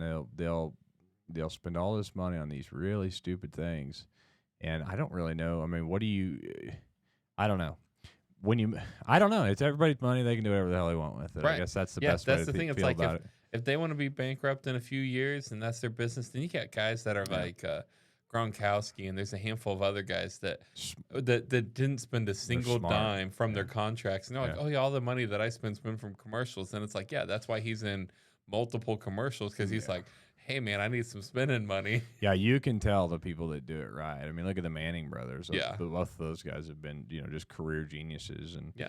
And Tom Brady's still doing it. The guy's doing all kinds of deals on the side on top of, the money he's still making in the NFL. And Right. So, I mean, like, what point in life are we that, these guys make low money as quarterbacks, 25 million a year, and you can't survive? Like, I can live multiple lifetimes on 25 million. Yeah. Yeah, I mean, and there's always been people that, I mean, look at Michael Jordan. Right. There's always been people, Shaq. I mean, there's always been people that made good decisions. But there's one person making a good decision, there's probably 10 or 15 on the other making the wrong ones. Yeah. But yeah, man, and that was tough for me because, like I said, man, we watched NFL we were St. Louis Rams that had to be fan. tough. It was hard. I've got a signed, my favorite player signed helmet, and I bought the new jersey every year just to support my player. And so, man, I mean, it was a big deal. But that's still something I've just never gone back to because they've never really owned it. Yeah, they've never really owned it. It's like, oh well, we'll change things now. Right? Are they even when a game starts? Do they play the national anthem? Yeah. Do they play it televised? No. Well, yeah. Sometimes they do. Okay. I don't know if they do it every time, but I know sometimes they do. Yeah, I mean, to me, that's kind of a big deal, man. Yeah. Like if you're in Springfield, NASCAR, I feel like sometimes they don't even play the national anthem. Wow, I don't give a shit about NASCAR. Who does? It's gone downhill pretty fast here lately, I think, fan wise. I don't know, man. I've seen a few of those, and it's like you got Danica Kirkpatrick ramming people and wrecking people and making a big scene. I don't think she's in NASCAR anymore. That's probably the last time I watched it. I think she left a couple years. She was. Who in the hell wants to sit there and watch a car go in circle though? So in person it was all right, but yeah, I hardly. I don't know the only reason it's all right in races. Person is because you can go get food. Just fucking eat. And the noise. So you get the noise and the engines and other than that, like it's. If you go to I mean, we can turn some loud noise on your headphones and get you a hot dog. Yeah, there we go. Try to make you more comfortable here. Charge me $20 for a hot dog while we're at it. I mean, that to me it would be cool for like 10 minutes, and it's like. It's like okay, well, see, and I haven't been to a race in a while. Like Jeff Gordon was still racing the last time I went to a race, and like. They don't allow people to wreck anymore. It's turned into Formula One, It's oh really? I didn't know that. Yeah, like they've made and the new cars have actually caused a lot of wrecks. I guess I see stuff about it. I don't really watch them, but like they've made the cars so strict and they've made so many rules that like. Are they still hanging people in garages? No, I don't think they do that anymore. I think that was just a one. Oh wait, yeah, it was just the garage door handle. Yeah, someone tied it and. Yeah. He thought it looked like a noose big enough for like a squirrel, Yeah, it's like, isn't everybody's garage door look like that? All the garage doors I had as a kid, like. Yeah, man, I don't know. That's not what I'm saying. It's just like, where are we going with this stuff? Yeah. And to me, they handled it completely wrong. They started doing these investigations and laying people and like suspending people. It's like, did anybody go and look at it and be like, this is a garage door pull? This is like you can literally just stick a finger in there and pull it down. Like that's it. Like you know what the solution is? You cut the fucking thing off and you put one of those little plastic poles on it, and then that's probably what they did. It's probably why does that have to be a solution? They put garage door openers on all of them now, so there's not even ropes. Anybody that sees a circle on the bottom of a rope is supposed to get offended by that. It's obviously a racist tactic used by white rednecks. They tie their garage doors up like that with in a noose shape. That's probably why they've gone. I mean, I haven't paid attention to any of their stuff, but I bet you that's why their trajectory has gone down. Oh, I'm sure that's got to be You're part just of it. pissing people off with stupidity like that. People want to watch sports to get away from nonsense. Oh, yeah. Yeah, and that's why, like, the national anthem, I think 2 years ago they played the black national anthem. I didn't know there was a black national anthem, and they played it before the first game. Whoever it was, it might have been the Chiefs the year they won the Super Bowl before it. It was one of the years, and I'm like, why is this a thing? Like, the national anthem's not for just white people. It's not just for these people or black people or brown people, yellow people. Like, it's for everybody. Like, this is the American. It's a thing because it's like segregation. Yeah. And they are literally segregating the people because when we're all split up and pissed off at each other, I'm mad at you for having a Right. beard. I'm mad at him for being black. I'm mad at this person for being gay, and that guy's got purple hair. So You're I don't like easier it. to manipulate at when, that point. When everybody is so split off into these little cliques, it's never strong. No. And the government can control everybody's little cliques very easily. Yeah. And the way you do that is you say something that gets these people mad, and one of these other cliques that gets them mad at each other. Yeah. Well, and that's how they can do all the stupid stuff behind the scenes in the government and in all those areas, because no one's paying attention because they're too mad being mad at each other for stupid stuff. Like the garage door thing's a great example of that.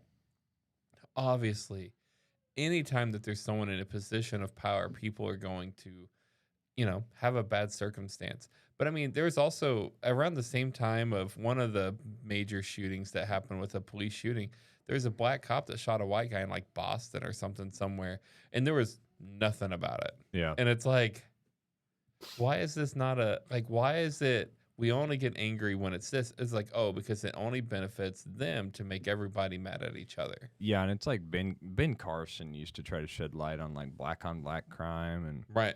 And like the percentages, and I don't want to go off on a tangent about trying to pull out stats on that, but I'm pretty sure that like it's way further. Yeah. There's more black on black crime than ever even close on white on black crime. Yeah. So, yeah, I mean, I don't know, man.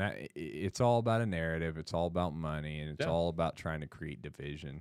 And the thing that's crazy to me is the media gets right in line and does exactly what the government wants them to do when it comes to creating these narratives and these problems.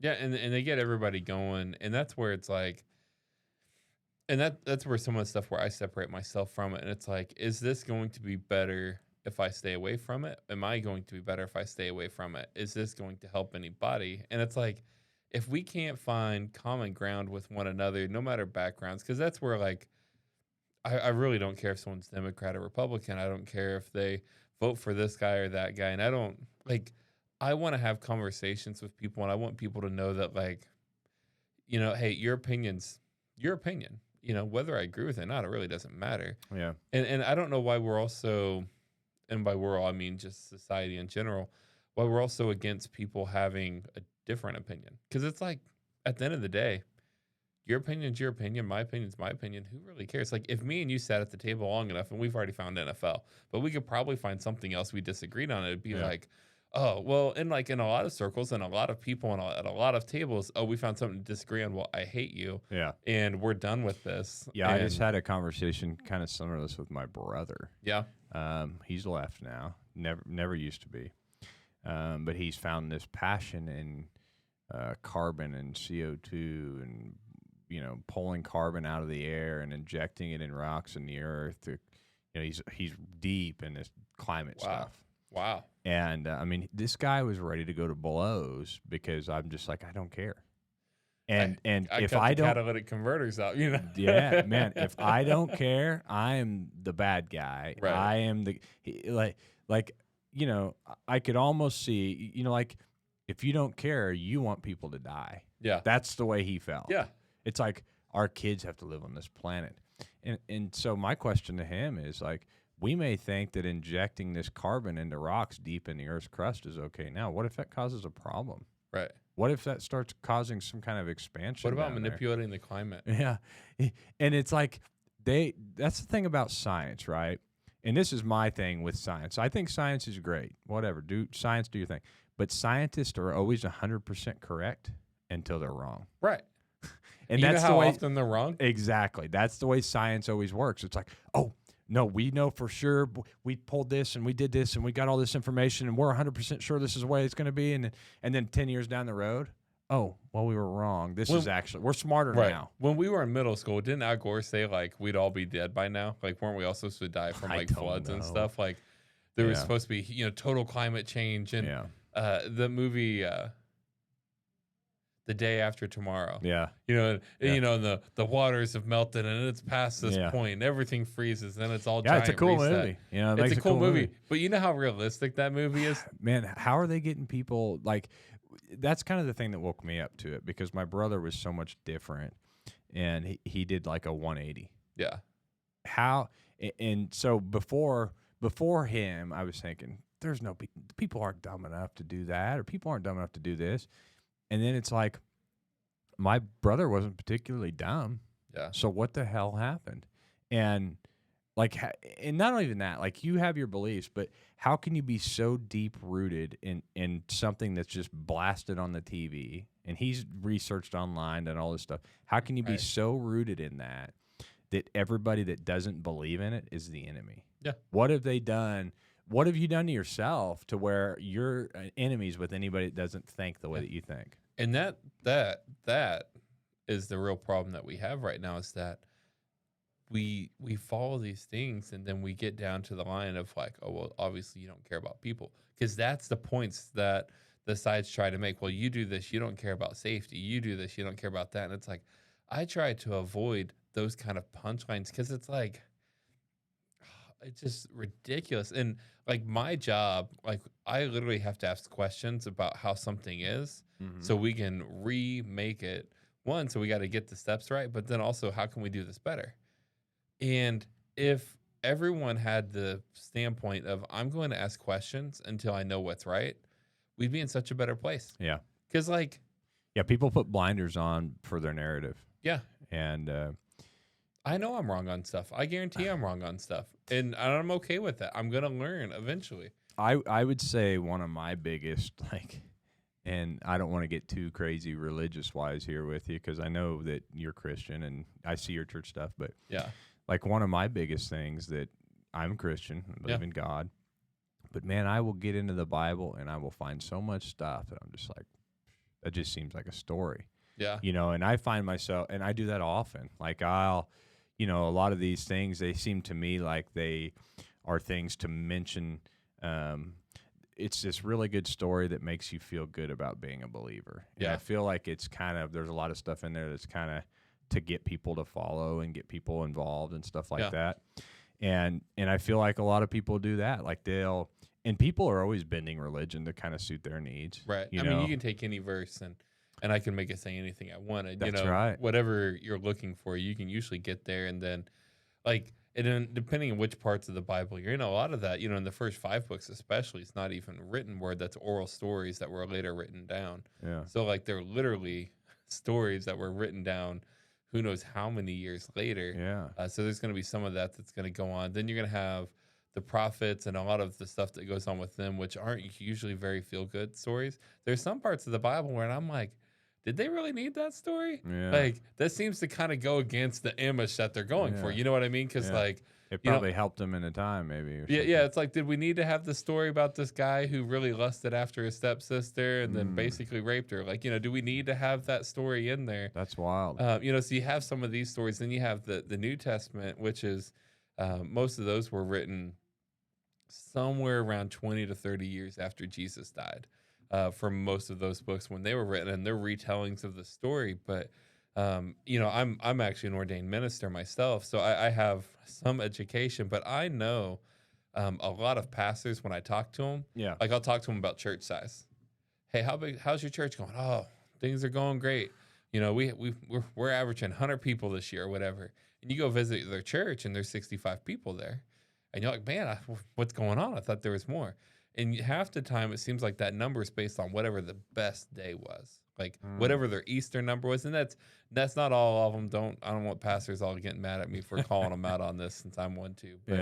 But like, sometimes you get those stories. I know guys, when they tell stories, the more I've heard the same story, the crazier it gets in the beginning. So it's like Paul Bunyan, man. Yeah. So it's like, I think there's, you know, and this will get me in trouble with a whole lot of people, but I think that there's going to be some parts of that may be embellished to some extent to some of the stories that happened. But I also believe that there's a lot of it, and there's most of it, and I believe all of it's, you know, I believe it's all God's word, and I believe it's all true, and I believe it's all things that God intended. But I also know that there's a good portion of that is changed from its original language into King James Version as it's being translated. There's things that were put in during that time frame that were things that were needed, you know, that may be interpreted a particular way or interpreted that way. Yeah. So there's going to be some of those things. And we're starting to get, people are getting mad in some of the newer translations of the Bible because they've removed verses. Yeah. That's because we're getting far enough in technology that we're able to read some of the oldest scrolls, and we're seeing like the Dead Sea Scrolls and some of those. And these are ones that are pretty dang close to when Jesus was alive. Wow. And they're finding these scrolls and they're able to read it and translate it and get it into language. And they're like, these verses weren't in the original transcripts. There's a few. I think the story, the woman at the well, is one of those stories that's not in the original. That's so wild. So man. they removed it's no. I take that back. It's not the woman at the well. It's the woman caught in adultery. You know, Jesus said, you know, he who is without sin, you know, shall cast the first stone, and they all leave. That's not in the original Dead Sea Scrolls when they found it. And they have like a disclaimer, but people are mad saying they're taking stuff out of the Bible, and that's all they see. They don't see the stuff behind it. And see, for me personally, I feel like things being done like that does more hurt. Yeah. To the structure of the Bible or to the believability for non-believers. Yeah. Because then you start finding these things that aren't adding up or they're not correct, and you're just doing damage. Yeah.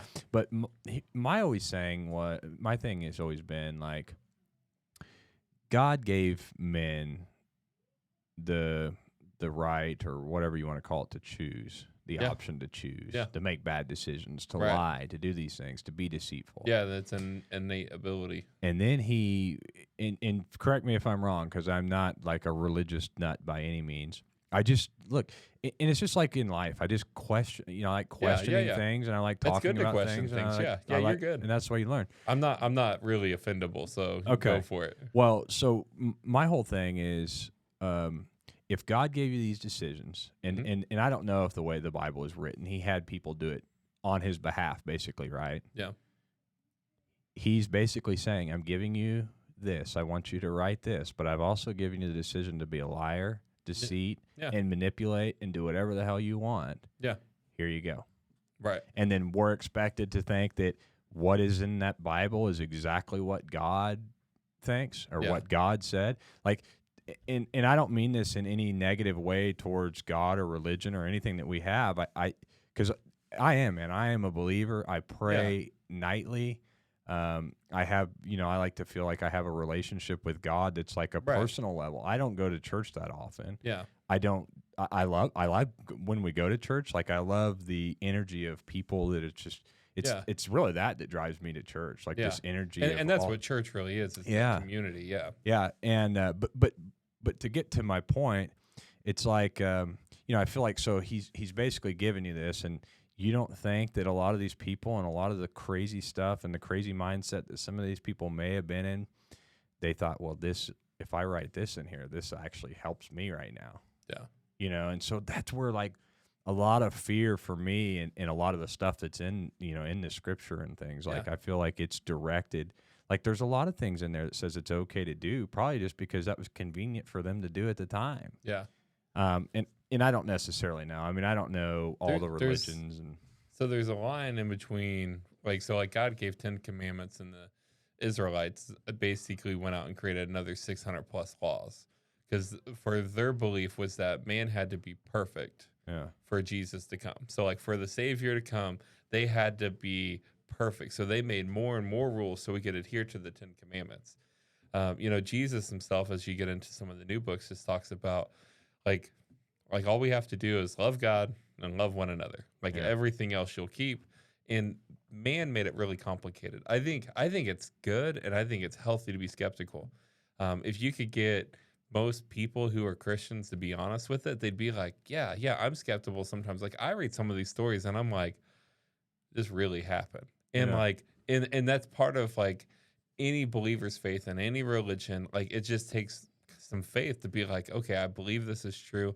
Because I also believe God does have the sovereignty and the power that, like if somebody was trying to like straight up manipulate people in the Bible, like, I mean, he smote people dead, like he's not beyond that. I mean, there's people that said, hey, we gave all the money to the church. And then they lied and died. I mean, there's some of those stories where it's like you have those, but like that's one of those stories I could see you'd be like, but did they really die? And would God really do that? Because He kind of gave you the decision and everything to do that, to make those poor decisions. Right. Not to say He won't judge you one day, but is He going to punish you for that? Maybe not. And that's where like I think me and a friend who's a pastor have talked about this, and we've said like, if God wanted a perfect creation, the easiest thing he could have done is just kill Adam and Eve after they sinned and start it over. Yeah. I mean, how many people would be punished in comparison? You know I what don't I know, mean? but that kind of like in two, that kind of goes against everything that exactly. somebody would think that God really is, because he gave them second chances. Well, not only that, but you wouldn't think God would make a mistake. Right. And right. God made Adam and Eve. Yeah. And his first creation of a lifelike creature, in his image. In his image is going to be a mistake. I don't think so. Right. So then it's like we have to understand and to some extent believe and have faith a little bit that God, he knew that what we were going to do was going to mess up. And Jesus, when all of it went down, when it started, a man was created. Jesus knew that there was going to be a day when he would come and he would need to walk on earth and be an example and give his life for people. There was a thing I read years ago, and it said the time that Jesus came, it's believed to be that only 10% of the world's population forever, only 10% of the world's population had been alive up to that point. 90% of the people that have ever lived on earth have lived after the time of Jesus, just because of the years and what they found, like fossilized, what they found, and just population growth. Because, population grows way easier, especially with healthy years. I mean, how much world population is now is astronomical compared how long to what it would have living. been. Yeah. Because, people living back then were lucky to live many years, let alone anywhere close to what we are now. Yeah, I think 40s you were doing good, even back not too long ago. Yeah, exactly. If you were living mid to late 40s, you're doing pretty good. Yeah, well, we're talking like 150 years ago, 200 years ago, where it's like, hey, you made it into your 40s, you're good. And that's, so it gets pretty crazy on that. And I know what you mean on some of those stories, because I've read some too and been like, and then some of those stories I think that are in there that I was joking about, like, should this really be in here? Are in there for that very reason, that some of these, a lot of, especially the Old Testament, are as much considered historical documents. And there's been comparisons done to those of like other documents that were written around the same time periods. Yeah. And it's talking about who was king, who was leader, things that had happened. And they line up on like major events and natural events and stuff like that. And these are mostly people that hate each other. Because, you got like, if you've been to Israel, any of those countries around them pretty much hate Israel, from Egypt to everybody else, basically. It's Middle and Eastern Muslim. I mean, you've just, it's all been, they've been at war since the beginning of time. Yeah, it's wild how hateful they are over there. Yeah, I know, but we're sad that we hurt each other's feelings. They're literally stoning people in streets and blowing up stuff. And I feel like religion kind of gets a bad rap because of that. Yeah, absolutely. Absolutely, because and that kind of goes to what I was talking about on TV shows. You always get this white radical guy who is a Christian, or what was the guy in Texas that thought he was Jesus reincarnate, basically. So then no one could have sex with their wives or anything, and he slept with them. Cause, they made a Netflix special. Yeah, it was actually decent. I can't remember what Waco or whatever. Yeah, was Waco. Waco is that called? Yeah, I don't know, man. I'm kind of on both sides of that one, because. Well, yeah, the government side of that was completely messed up. Like they had no business in any of that. But like, I mean, if all those people are gonna do it, that's their business. like if you want to drink the Kool-Aid, so to speak, I mean, if all those people, and like you hear some stories even now, like some of the people that are still alive, and then and it's funny how mixed they are. Some are like, oh yeah, we loved it, and this and that, and then other people are like, it was torture, and he this and he that, and it's like, you were there on your own accord. He wasn't kidnapping, as far as I'm concerned, as far as what I've read up on. So anybody was there. You made a conscious decision to go there. Like there wasn't free will. Yeah, man. And maybe after things got really gnarly and things were getting really bad, he's like, no, you can't leave. Yeah. But it's probably because he was trying to keep you from getting shot for walking outside. Yeah. Like I think the hateful one in that was definitely the U.S. government. Absolutely. Definitely the aggressors. Definitely in the wrong. I mean, at the end of the day, they didn't do anything other than have a bunch of guns and ammo and shit. Yeah. And grenades that weren't even live grenades, I'm pretty sure. Isn't that what everyone in Texas has? Yeah. Like that's pretty normal. Like, everybody should have, period. Yeah, everyone needs a bunker. Like I mean, man, it's feeling that way. Yeah, I don't know. And and kind of going back to the religion thing, but it's not a religion thing. And I know, like, Joe Rogan has said this, and Bill Maher has said this, and they talk about the hate that religion causes. It's not religion; it's people. Yeah, and we're that seeing free will, that free choice. Well, it is. We are seeing it right now. It's just like the climate change. Yeah, climate change is basically its own religion right now, because if you don't believe it, some people are willing to kill you because of it. And there's a lot of things, and it's not religion that causes these things. It's not any kind of thing that causes this issue where humans want to kill other humans. It's just us. Yeah. And you can blame it on religion. Yeah, it's not God. It's not whoever's God. It's not. I'll come back to your football thing here, because it ties right into that. Yeah. You can go out and you can see somebody. You can see all these people in a bar. Yeah. And you'll kind of gravitate towards somebody wearing a Chiefs jersey because you guys can relate on a Chiefs. Right. I'm probably wearing something Chiefs at the same time. You got your little Chiefs clique. And that's, to me, I mean, that's a good, healthy. But there's definitely bad versions of that too, like Raiders fans. That's exactly it. Well, I mean, I'm being a smart aleck. Yeah, but I mean, in truth to that, because there is maybe somebody's in the wrong, but they are in the same clique. The people that are in that clique with him will do wrong just because he's doing wrong. We talk about that sometimes. It was like amongst our friends group, like when you get mad with somebody, you're mad, you're infuriated. You text somebody and you're like, you expect a specific kind of response from them. You want them to be mad like you're mad. You want them to be upset. You want them to have the same emotion that you're having. And if they text back like, hey, man, I think you should apologize, you're like, block that number right now. Like, I don't want to talk. I'm going to message somebody else, because you want that, like, feeling that you're not the only one. But that's also why you see, like, you can go to gang violence. You can go all these things where it's this group of people versus this group of people, or this group of people versus this one person.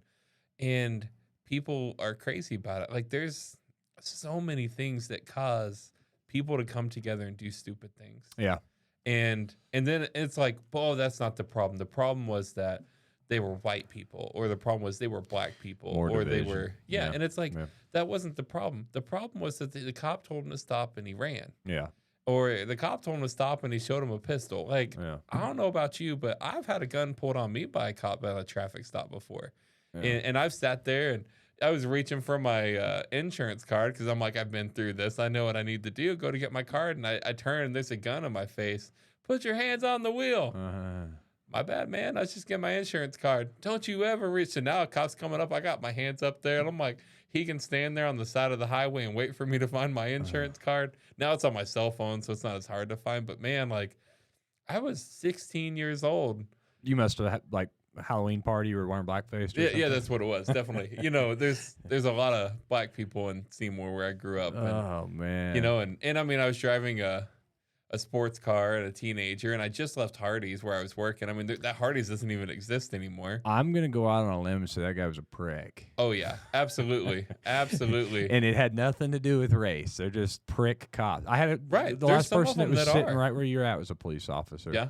And I had him in here and talked to him about that. And I basically told him exactly like I'm telling you. I mean, there's some cops that are just assholes. Yeah. And they give all the rest of them a bad name. Absolutely. I think there's some of pretty much every profession. I think there's pastors that are too. That's what he said. Yeah. Like, I'm gonna be real. Like, I know there's whatever position you think, like, they just don't have as much authoritarian power as a police officer does. And that's the problem. And I feel like small town cops were the worst. And sorry to some of my friends who are small town cops, because I'm friends with, like, our police chief and all those guys I went to school with. I'm of the opposite, man. I always I grew up in a small town too, but I remember getting out of stuff. Yeah. And maybe that's part of the problem. I don't know, but like, to me, like, let the little fish go. Yeah, so you can catch a big fish later. Yeah, I think there's some of that. Like, I think sometimes they are. I think there's. I do think there's undertraining things. I do think police handle stuff they shouldn't have to handle. Yeah. Like, let's be honest. Again, I can go back to the pastoral role. One of my least favorite things to do in a pastoral role was counseling. You know why I don't like to do counseling? I had one class on counseling was required to be ordained. You know how much I got from one class? How much do you think police officers got on how they should counsel and help people? Most of them might have got a couple hours on it. But if you had people that were trained and capable of doing that, I'm not saying reduce police forces. We don't need to reduce police forces. If we did, we would probably, well, we already see what's happening in the places where they did. Yeah. And because like I have my company's headquarters is in Minnesota, and I hear all the stuff of, stuff going on up there. And it's like, this isn't the solution. This isn't going to solve it. And I think having people who are specialized in certain things and have them still be cops, what's wrong with that? Like negotiators, like they know a mental side that most people don't. It's like, so I think there's some catering that's going to happen to our societies, but I think there's also a lot of it where people just need to understand, like, some people do have authority. Whether you agree or disagree doesn't mean that you can do whatever you want still. Yeah, man. That's such a hard thing too. I mean, there's so many issues there right now. Yeah. And I am pro cop. Yeah, same. My brother-in-law's a cop, and his soon-to-be wife. But I am also pro American rights, human rights, Constitution. I saw something the other day, and it was a black guy, and his wife had called the cops, and he was at work. The black guy was at work, and the cops are on his porch when he comes home. He's wearing a gun. The black guy. Yeah. I don't know what his job is. Don't care. Yeah. He has every right to carry a pistol. Yeah. And he walks up. He says, "What the hell's going on, honey? What's going on here?" And he wasn't rude to the cops, didn't say anything to them. And they like jump this guy because he's got a gun. And they start mouthing him. I mean, they don't put their hands on him, but they're like getting close to him and kind of getting, like an aggravation, like an aggression, like a show of force. Yeah. It's like you are on this man's property. Right. He comes home. He's constitutionally carrying his firearm. Right. And that stuff that pisses me off more than just about anything, because not only number one, you're going after somebody for a law that is a law, so you are a law enforcement. If you're doing anything, you should be enforcing the fact that he's constitutionally carrying. Right. You're trying to dishonor him and make him look like a clown in front of his wife and his mother-in-law. So to me, it's like all these things go, but that could have gone wrong so quick. Yeah. If you're on somebody's property, they're carrying their firearm, and you have your firearm because you're a law enforcement officer, but you're trying to unlawfully do something, he has every right to shoot your ass if you're trying to disarm him or unlawfully do anything. No knock warrants and stuff like that. Yeah, man. I think they're a terrible idea because you break into my house in the middle of the night. You know what I'm probably gonna do? Yeah, shoot. Yeah, it's like you're gonna hear German shepherds bark and you're gonna hear shots fired. Like, and like I don't think they're in the wrong for that. You literally didn't. I know they're like, yeah, but if we knock, they might shoot first, and it's like, maybe you shouldn't, go around knocking on people's doors at like 1 o'clock in the morning. Yeah. Like I don't, like let's find a different way to do that. And that's what I know. Like I said, my brother-in-law is a sheriff's deputy in town, and he's talked about serving warrants and some of that. And I know it's a crazy, very dangerous. Serving warrants is one of the most dangerous positions, I'm sure, on the police force. But no knock warrants does not make that less dangerous. It makes it more. Yeah. Like there's nothing safer about, because like, man, I don't care who you are. Like, we're in America. How many people have guns in America? Oh, well, they don't have any registered weapons. Okay. Not only that, but how many times does that cost somebody their life? Yeah. Both in prison and being on shot. both sides. Yeah. Yeah. And if you're talking about an arrestable offense, it warrants the capacity for you to not have to knock on the door. Like 9 times out of 10, they're probably going to have a gun. Like, I had, we were poor back then, and we lived in, I don't remember where we lived. I do, but I'm not going to say. Yeah. And a cop came to the door, knocked on the door. Is so-and-so, Michael something or another. No, nobody lives here by that name. Yeah. Well, we have a warrant. I'm like, great. I have no idea who it is. Yeah. Well, what's your name? I told him my name. Can I have your driver's license? And I'm younger then. I'm just like, oh yeah, sure, whatever. Yeah. Now I'd have been get off my porch. Right. Like I've already helped you out. I told you there's nobody named Michael here. I've told you my name. Yeah. So I proceed to give them my driver's license. Right. Well, they go out and run it. Apparently they come back and they try to arrest me. Connor's like 2 years old at this time. For real. And I'm out in my front yard with my 2-year-old son. I've never had any kind of a record. Never. Yeah. clean slate. And they start trying to tell me that they're going to put me in cuffs and I've got a warrant out. And I'm like, I don't know what the hell you're talking about, but you better get somebody here that knows what they're talking about. Right. And, well, long story short, they tried to haul me off for a warrant on a seatbelt ticket for $10 or $25, whatever it was. For $10. Yeah. Well, get this. Me being the type of person that I am, I had my carbon copy of the check that I wrote them for the seatbelt ticket. Yeah. That was almost a year previous to this. Right. And, man, it turned into like an hour-and-a-half ordeal. 3 city cops out at the house. A sergeant came out. Like, we're spending all this money for a $10 fucking seatbelt ticket. Right. And you're gonna put this guy in cuffs and you're gonna haul his kid off Right. for a $10 seatbelt ticket. So that's something that's just always kind of. Yeah, I had again, when I was a teenager, I got pulled over. You care if I search your car? No, I don't have nothing to hide. Like, kind of like you. Different age, different time. Yeah. And then, like, he literally goes searching through the car. I'm on the side of the road for 15, 20 minutes, and he finds a lighter. And, oh, what are you using this for? I don't use it at all. I don't know whose lighter that is. Yeah. I'm like, it used to be my sister's car. It's probably one of her friends because she doesn't smoke either. Oh, yeah, I'm sure. I'm like, dude, like. The lighter. Yeah, like, that's how I'm like, is it illegal for me to own a lighter? No, it's just you might use it for something illegal. Yep. Okay. And now I'm with someone, I've been pulled over multiple times and be like, can I search your car? No. That's so wild that they even still do that. Yeah, they're like, you mind if I literally got pulled over for speeding. You mind if I search your car? Yeah, I do. For one, this is a show car. There's literally nothing in it that you'll find. Like, it's literally clean. Yeah. And I don't want you messing with my car.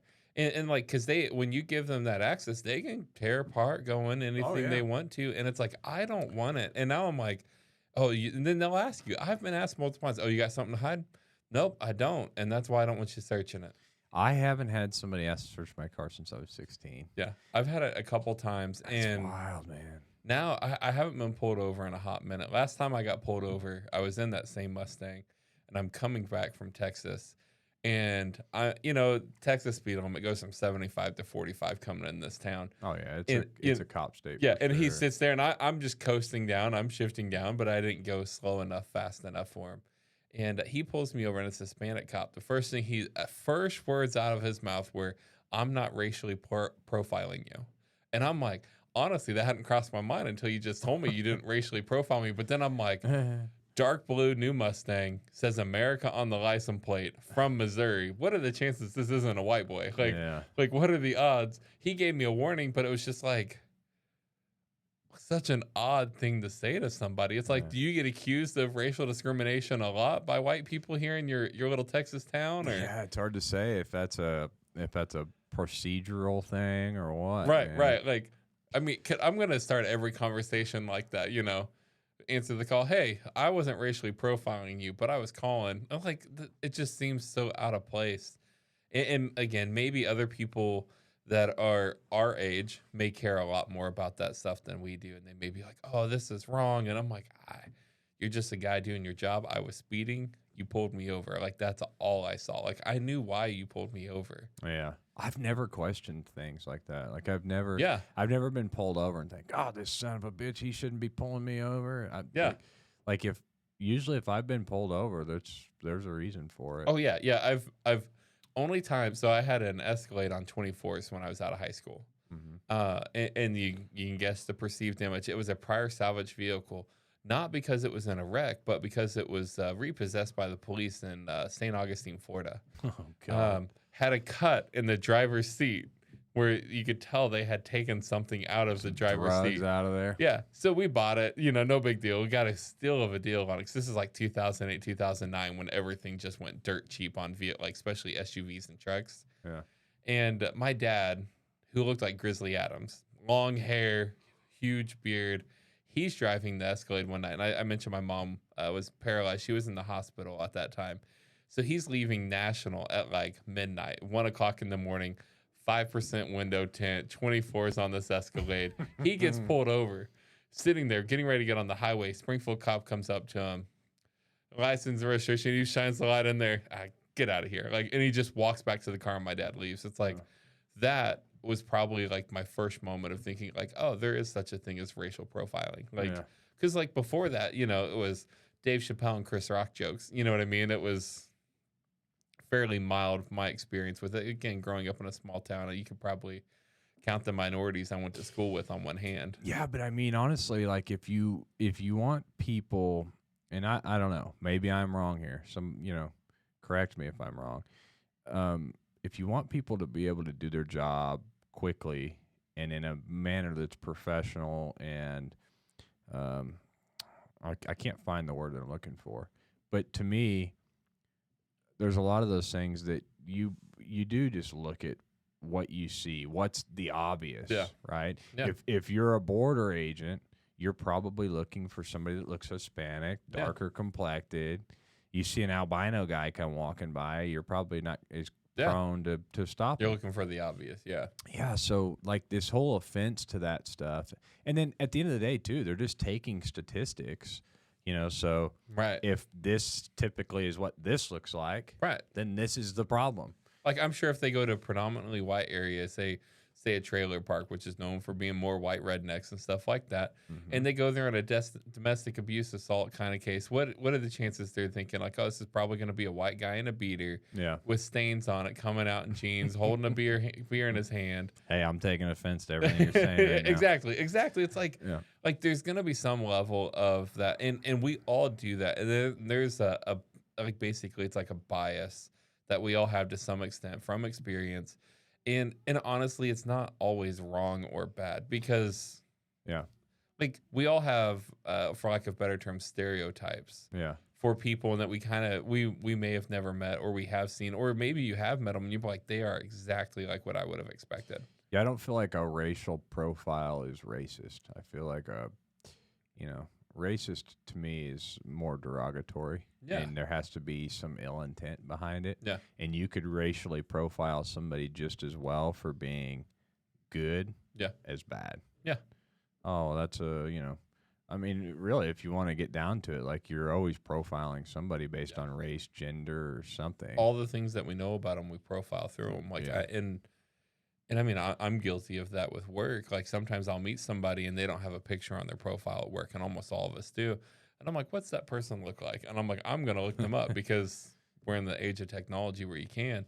And I'm like, that's exactly what I expected. Or sometimes I'm like, oh, that is not what I expected at all from that person. I've done that before. Just, hearing their voice and you're just like, I don't know what to expect. So I'm like, I just need a face with the name, like kind of put that together. I've gone to a drive-thru before and ordered food, and I'm thinking, this is what I bet this person looks like. And I get out there and they look exactly like what I'm thinking. So I mean, I don't know. I don't know is there a thing where people think that that's wrong to racially profile? Is that a thing? Oh yeah. Okay. Profiling in general, people want to say is wrong because it's like you shouldn't like, and it's always stupid excuses like you shouldn't limit people, you shouldn't put people in a box and stuff like that. And it's like at the end of the day, like we're all to some extent being profiled and we're all being guided to a singular direction. And the thing is like where I grew up has taught me to know how to speak, work, and act a specific way. Like one of my best friends at work is from upstate New York, and me and him have a lot of discussions and where our raising is entirely different. And he has totally different perceptions than I do from experience. And that's what it comes down to. And I don't think, like we were watching a documentary last night and they were in Antarctica and they were around penguins and seals. And they're like, they don't know to be afraid of humans because they've never seen them before. And I think for most people, like whatever profile that we have for other people is because of what we've experienced directly. Then there's the stereotypes and stuff that you might see on TV, you might see in films and shows and stuff like that. But like profiling in and of itself isn't really derogatory. Like Instinctual. The stereotypes and stuff that are played in TVs and stuff are probably more racist than our. Like I was saying earlier, man, media and marketing and TV just plays into everything much. It's wild. Like if you ever just look at commercials and it's like, why is this? What is it? There's a great example of it. I can't think of what it is.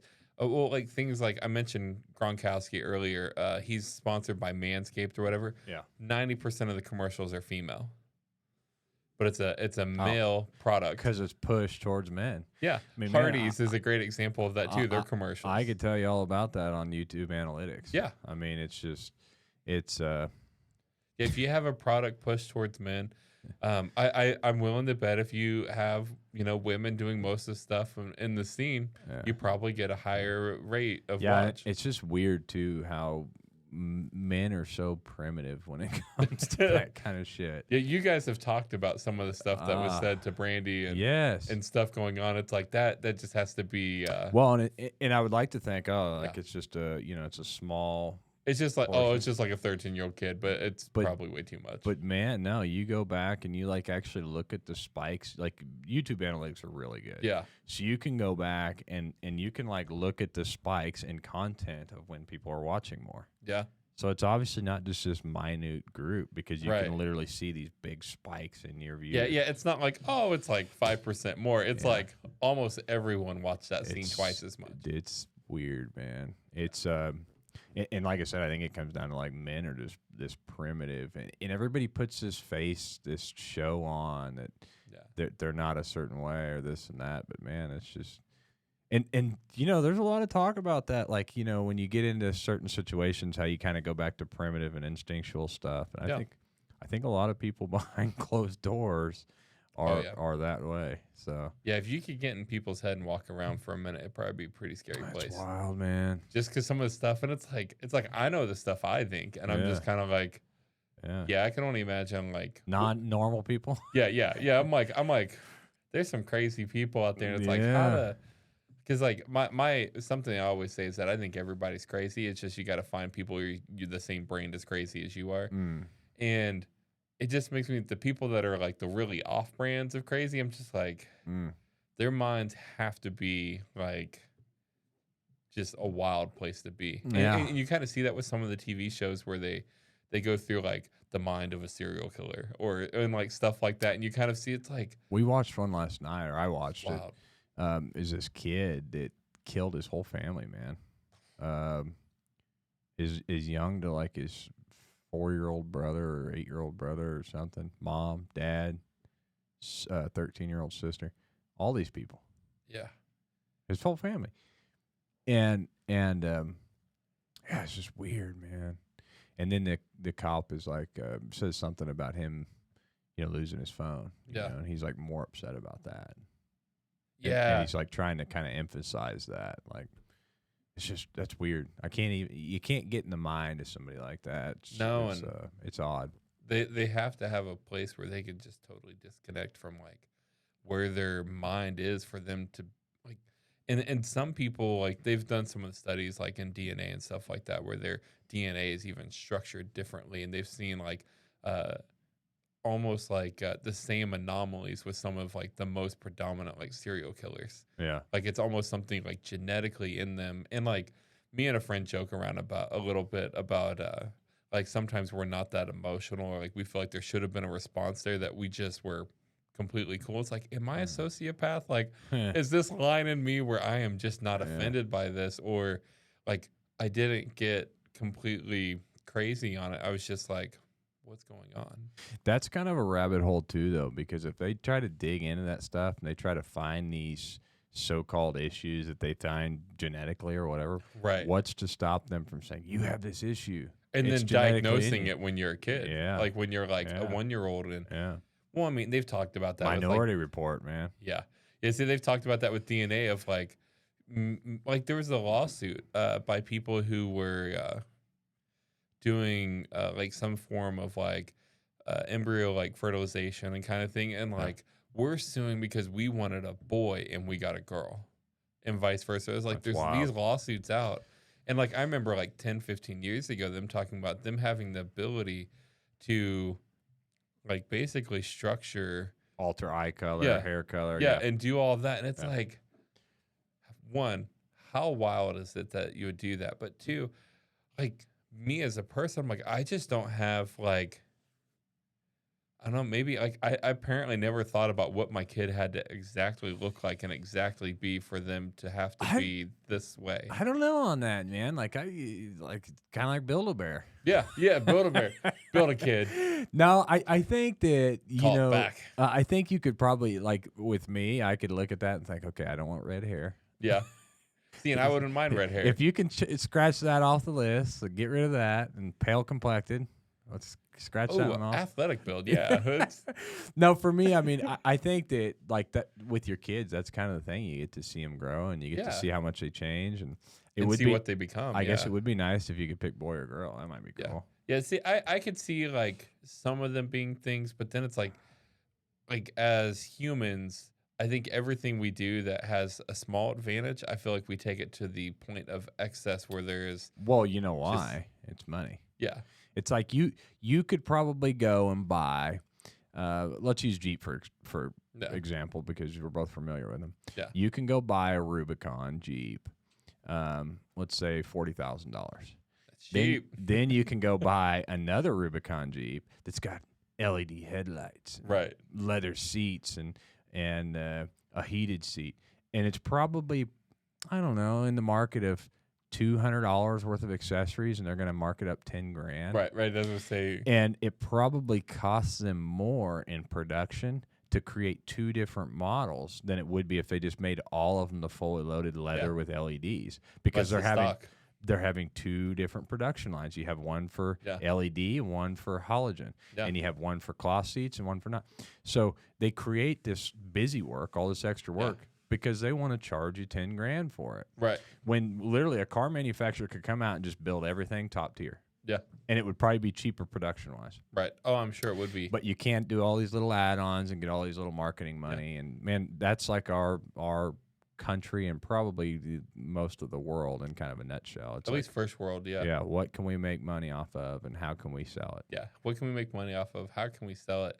And then, is this a marketable product? Yeah. That's the pretty much everything is. Yeah, exactly. It's down to the eye color of your embryo. Right. Do you want your kid to have blue eyes? How about red? Yeah, wouldn't that be unique? It's a weird world, man. It's getting weirder every day. Yeah, I feel like we're closer to some of the 80s like sci-fi movies now than outside of the flying car thing. I just don't think that's realistic, but that's I mean, the drone stuff's on the edge, man. We're on the edge of drone flight, but I'm with Elon, man. I think it's exciting to go to space. Yeah, absolutely. I mean, I'm wearing a NASA shirt. Even. Yeah. We went to the Space Center down in Texas when we were on vacation, and we had never been. We went and my son loved it, and he had a good time with it.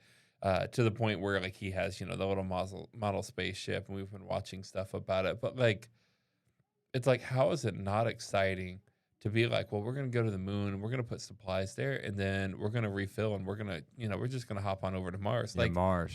Like, why not? Like, here's the thing. It's like, I know people are like, oh, there's more to explore here, or we could solve all the world's problems. Then explore it. Yeah. Have somebody do it. Yeah. It's like, go for it, man. Like, Elon Musk doesn't have to do everything. He's got his own money. Well, the people that told him, like, with 1% of your income, I could solve world hunger.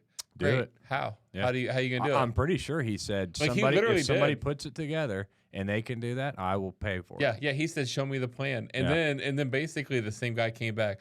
Well, it only, it'd solve like world hunger for like a year. Yeah. So it's not a renewable or sustainable issue. You're just thinking, I can pay to give people food for a year, and this solves it. And which comes down to, again, first world problems and things in a nutshell of we have to solve everybody's problems and have to be in everybody's business instead of just focusing on, the here and now. Have you seen that article about the guy that fasted for a year?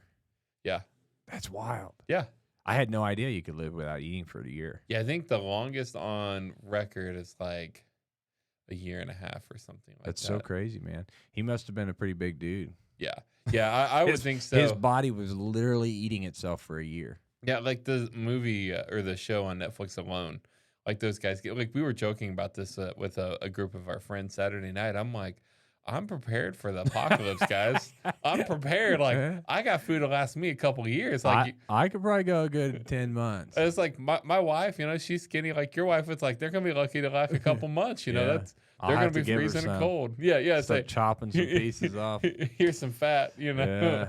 Man, yeah, that's just a weird thing, the way that creatures just in general are designed, because bears do it, snakes do it. Yeah. These types of animals do it. And obviously, it's different, but yeah, man, it's just weird. When I read that story, I'm like, that is so unbelievable. Yeah, yeah, It's like a camel it was hump. wild. Yeah, yes. I mean, he just lived for a long time. Most people, like, you get to like 30, 40, 50 days and you start having some pretty severe complications. So, like, I'm Yeah. sure he had to have a lot of, and it looked like he did from what they wrote up, like a lot of like medical supervision. Oh, Because like, and like just them like just doing regular checkups just to make sure like, hey, you're gonna die next week. yeah. Or like, if you keep doing this, and I'm sure he had doctors tell him like, if you do this, you will die. Speaking of, where do you think we go with wearable tech? I see you got an Apple Watch on. I got an Apple Watch. My new one comes in tomorrow. Yeah. I got the Ultra. Nice. Yeah. But look, I mean, and Apple's kind of paving the pathway on this. Yeah. I like Apple. I'm an Apple guy. Same. But I'm just a tech guy in general. So I think that a lot of stuff that other people are doing is cool. Yeah. Same. But it's funny that everybody always tries to be Apple cool. Right. But I think Apple's really onto something with creating. They're really structuring their watches just in general around health. Yeah. Like, you have this computer that you can wear that'll do an EKG. Yeah. Or ECG. Yeah, my dad has AFib, so it's really handy. Like, it can tell him, like, hey, like, you're in AFib right now. Like, he'll get the alerts. What does that mean? It's I know it's a really long medical term. Basically, just means that your heart can go in and out of rhythm. Okay. Mine always comes up sinus. Yeah. Sinus rhythm every time. Really? Yes. His will tell him it's out of rhythm or something like that. Do you do an ECG on yeah, yours? I've done mine, and mine usually comes up pretty normal. Is it sinus too? I guess. I think honestly, that's the normal reading. Yeah, Sinus. I think so. I just asked my wife, "Is this normal?" Because she's a nurse that used to work in a cardiology clinic. So, yeah. So she's read all those things a million times. But Well, see, Connor had a heart condition when he was born, Yeah. where his electrical system fires differently in there, and it probably maybe is something like that. But they put him on medicine for the first year of his life, and it cleared it up as Really? far as we know. that's cool. But we'll see. I guess maybe I'll give him this watch, and he can start doing ECGs. Yeah, so then he off can it. kind of do them and see how He's they got go. an older model, and it does the heart rate, but it doesn't do the the EKG. Yeah, But I'm looking forward to that new one. I was really hoping they would get like blood glucose on there, but they don't. They're close, man. Yeah, so they are. I think that'll be really cool. I think Blood pressure would be cool. wearable tech is going to go to the point where, like, eventually that'll just be our cell phones. Like, that'll just be the combination and culmination of all of it. I don't know. I don't know if I like that. Like, I think I like this. I like. I don't know. I like kind of where it's at now, but more. I wish it was more advanced. I think it'd be cool if your watch said that you've got cancer. Yeah. Hey, you have cancer, dude. like it go full on health. Like, I think, and there's so much of it. Like, and we both like science and sci-fi and all that stuff, so that's going to play into some of our perception and views of it. But, like, I think most likely, like, wearable tech will come to the point where people are going to say that if you get it, it's the mark of the beast. Like, just they're going to make it where it's this evil thing of, like, oh, you put a computer chip under your skin. I don't think it's going to matter, dude. Like I think Elon Musk said we're cyborgs. Yeah. But humans really are. Like, people don't really live without tech. Yeah. And that's obviously here. You go over to, Africa or one of these countries where it's like, there's these native, like Aborigines. Some of the tribes. Yeah, man. Like, but those people are happy, Right. Like, so no, I think that, I don't know. Like, I would like to think that your Apple Watch just gets smarter as far as health goes. Yeah. I think phones are kind of pretty on a good trajectory. I think they've kind of just flatlined. They've seemed to flatline really the last. I think we're going to see 4 a or 5 lot years. of tech with glasses. Yeah, see, that's what I was saying. It's like, I'd like to see maybe more some of that ear tech stuff. and that's what they have. Some of the glasses that have the, where it's got like the ear on it and you can listen. See, for me, I'm not like, I'm kind of going back into the health thing. Like, as your eyes change and your prescription and like changes, you can literally just put them on and it tell you what your prescription is. I mean, or they just change. Yeah. Yeah, they just change auto the adjust. prescription. You never have to get a new prescription because they digitally change, and that's probably in the future. Yeah, I think that there'll most likely be something created that will change our perception for pretty much what is wearable tech within the next probably 5 years, I would guess. There's something else that people said is going to change. in the next few years, technology wise, that's just going to blow people away. And batteries, they need to fix batteries. Yeah, so batteries lithium is was a big thing over alkaline, but they got more work to do. Yeah, I mean, Elon said for a few years that they're working on a battery that'll like double the range and is more safely mined. And well, look at what lithium's done though. Yeah. Like we wouldn't have these watches on our wrist right now if it wasn't for lithium. Alkaline battery would probably last like a couple minutes. Yeah. You know, an hour. Imagine cell phones in general. I mean, you wouldn't get very far. And I think there's going to be a lot of that tech that's going to keep going. I also be curious, like we were just talking about Mars. It's like, what of that we're able to bring back from Mars or the moon that might be something that could take tech to the next level? Yeah, I don't know. It kind of all goes hand in hand too. They really need a better propulsion system to get there. Right. I mean, we can do it with what we got, but I don't know. You can't really use electric motors there.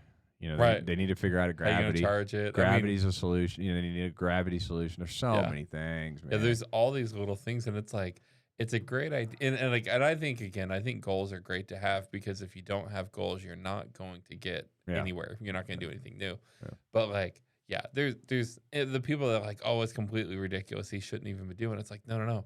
It's completely ridiculous, so he should. Yeah. Like, because it's like, that's when, I'm just a fan of innovation. Like, I want to see new things, and I want to see new technology. It was at work. We were talking about technologies, like things that are going to change drastically in the next few years, is some of the reading systems that we use that can read through languages, that can read through tech, that can read through like medical language. Right now, a lot of that, and I'm sure as you know, like the reading technology, having to read through anything's been pretty limited. And having success rates has been low because of the variability of the way people write, or even the way that certain words are used in different ways in different sentences. But like they're starting to really progress. But like they think that like, and at least in like healthcare tech, there's going to be a lot of like revelations be coming here soon that we're kind of on the beginning of, that's about to start. Yeah. And I'll be curious to see how that plays into.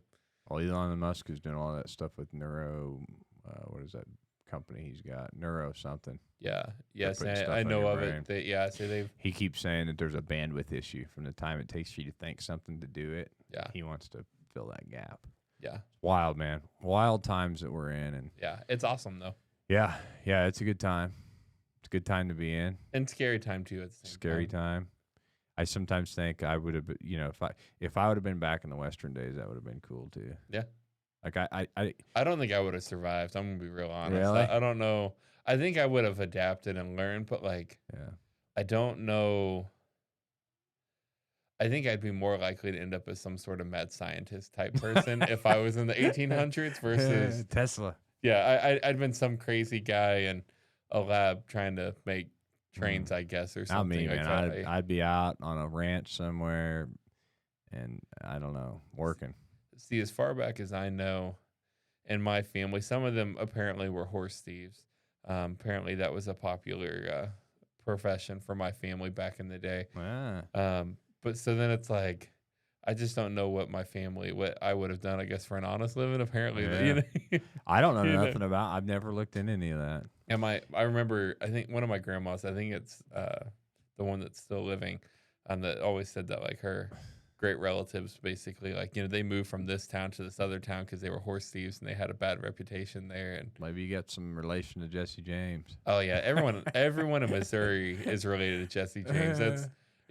Hey, you know who I'm related to? Jesse James. Oh, that's cool. The guy that builds motorcycles. Yeah, I don't know. That's kind of interesting though. Maybe I'll look into that and kind of like, I don't really care how way back, but I'd like to know kind of where I'm from in that Western time. Yeah, because after that, I know like Great Depression on my dad's side, which would be like my great grandfather. He was, I guess they were wealthy during that time. He was like old school, like whatever it was before Mary Kay. He was a makeup salesman. How'd you figure this stuff out? Like ancestry or something like that? So these are both just family lore, basically. Oh.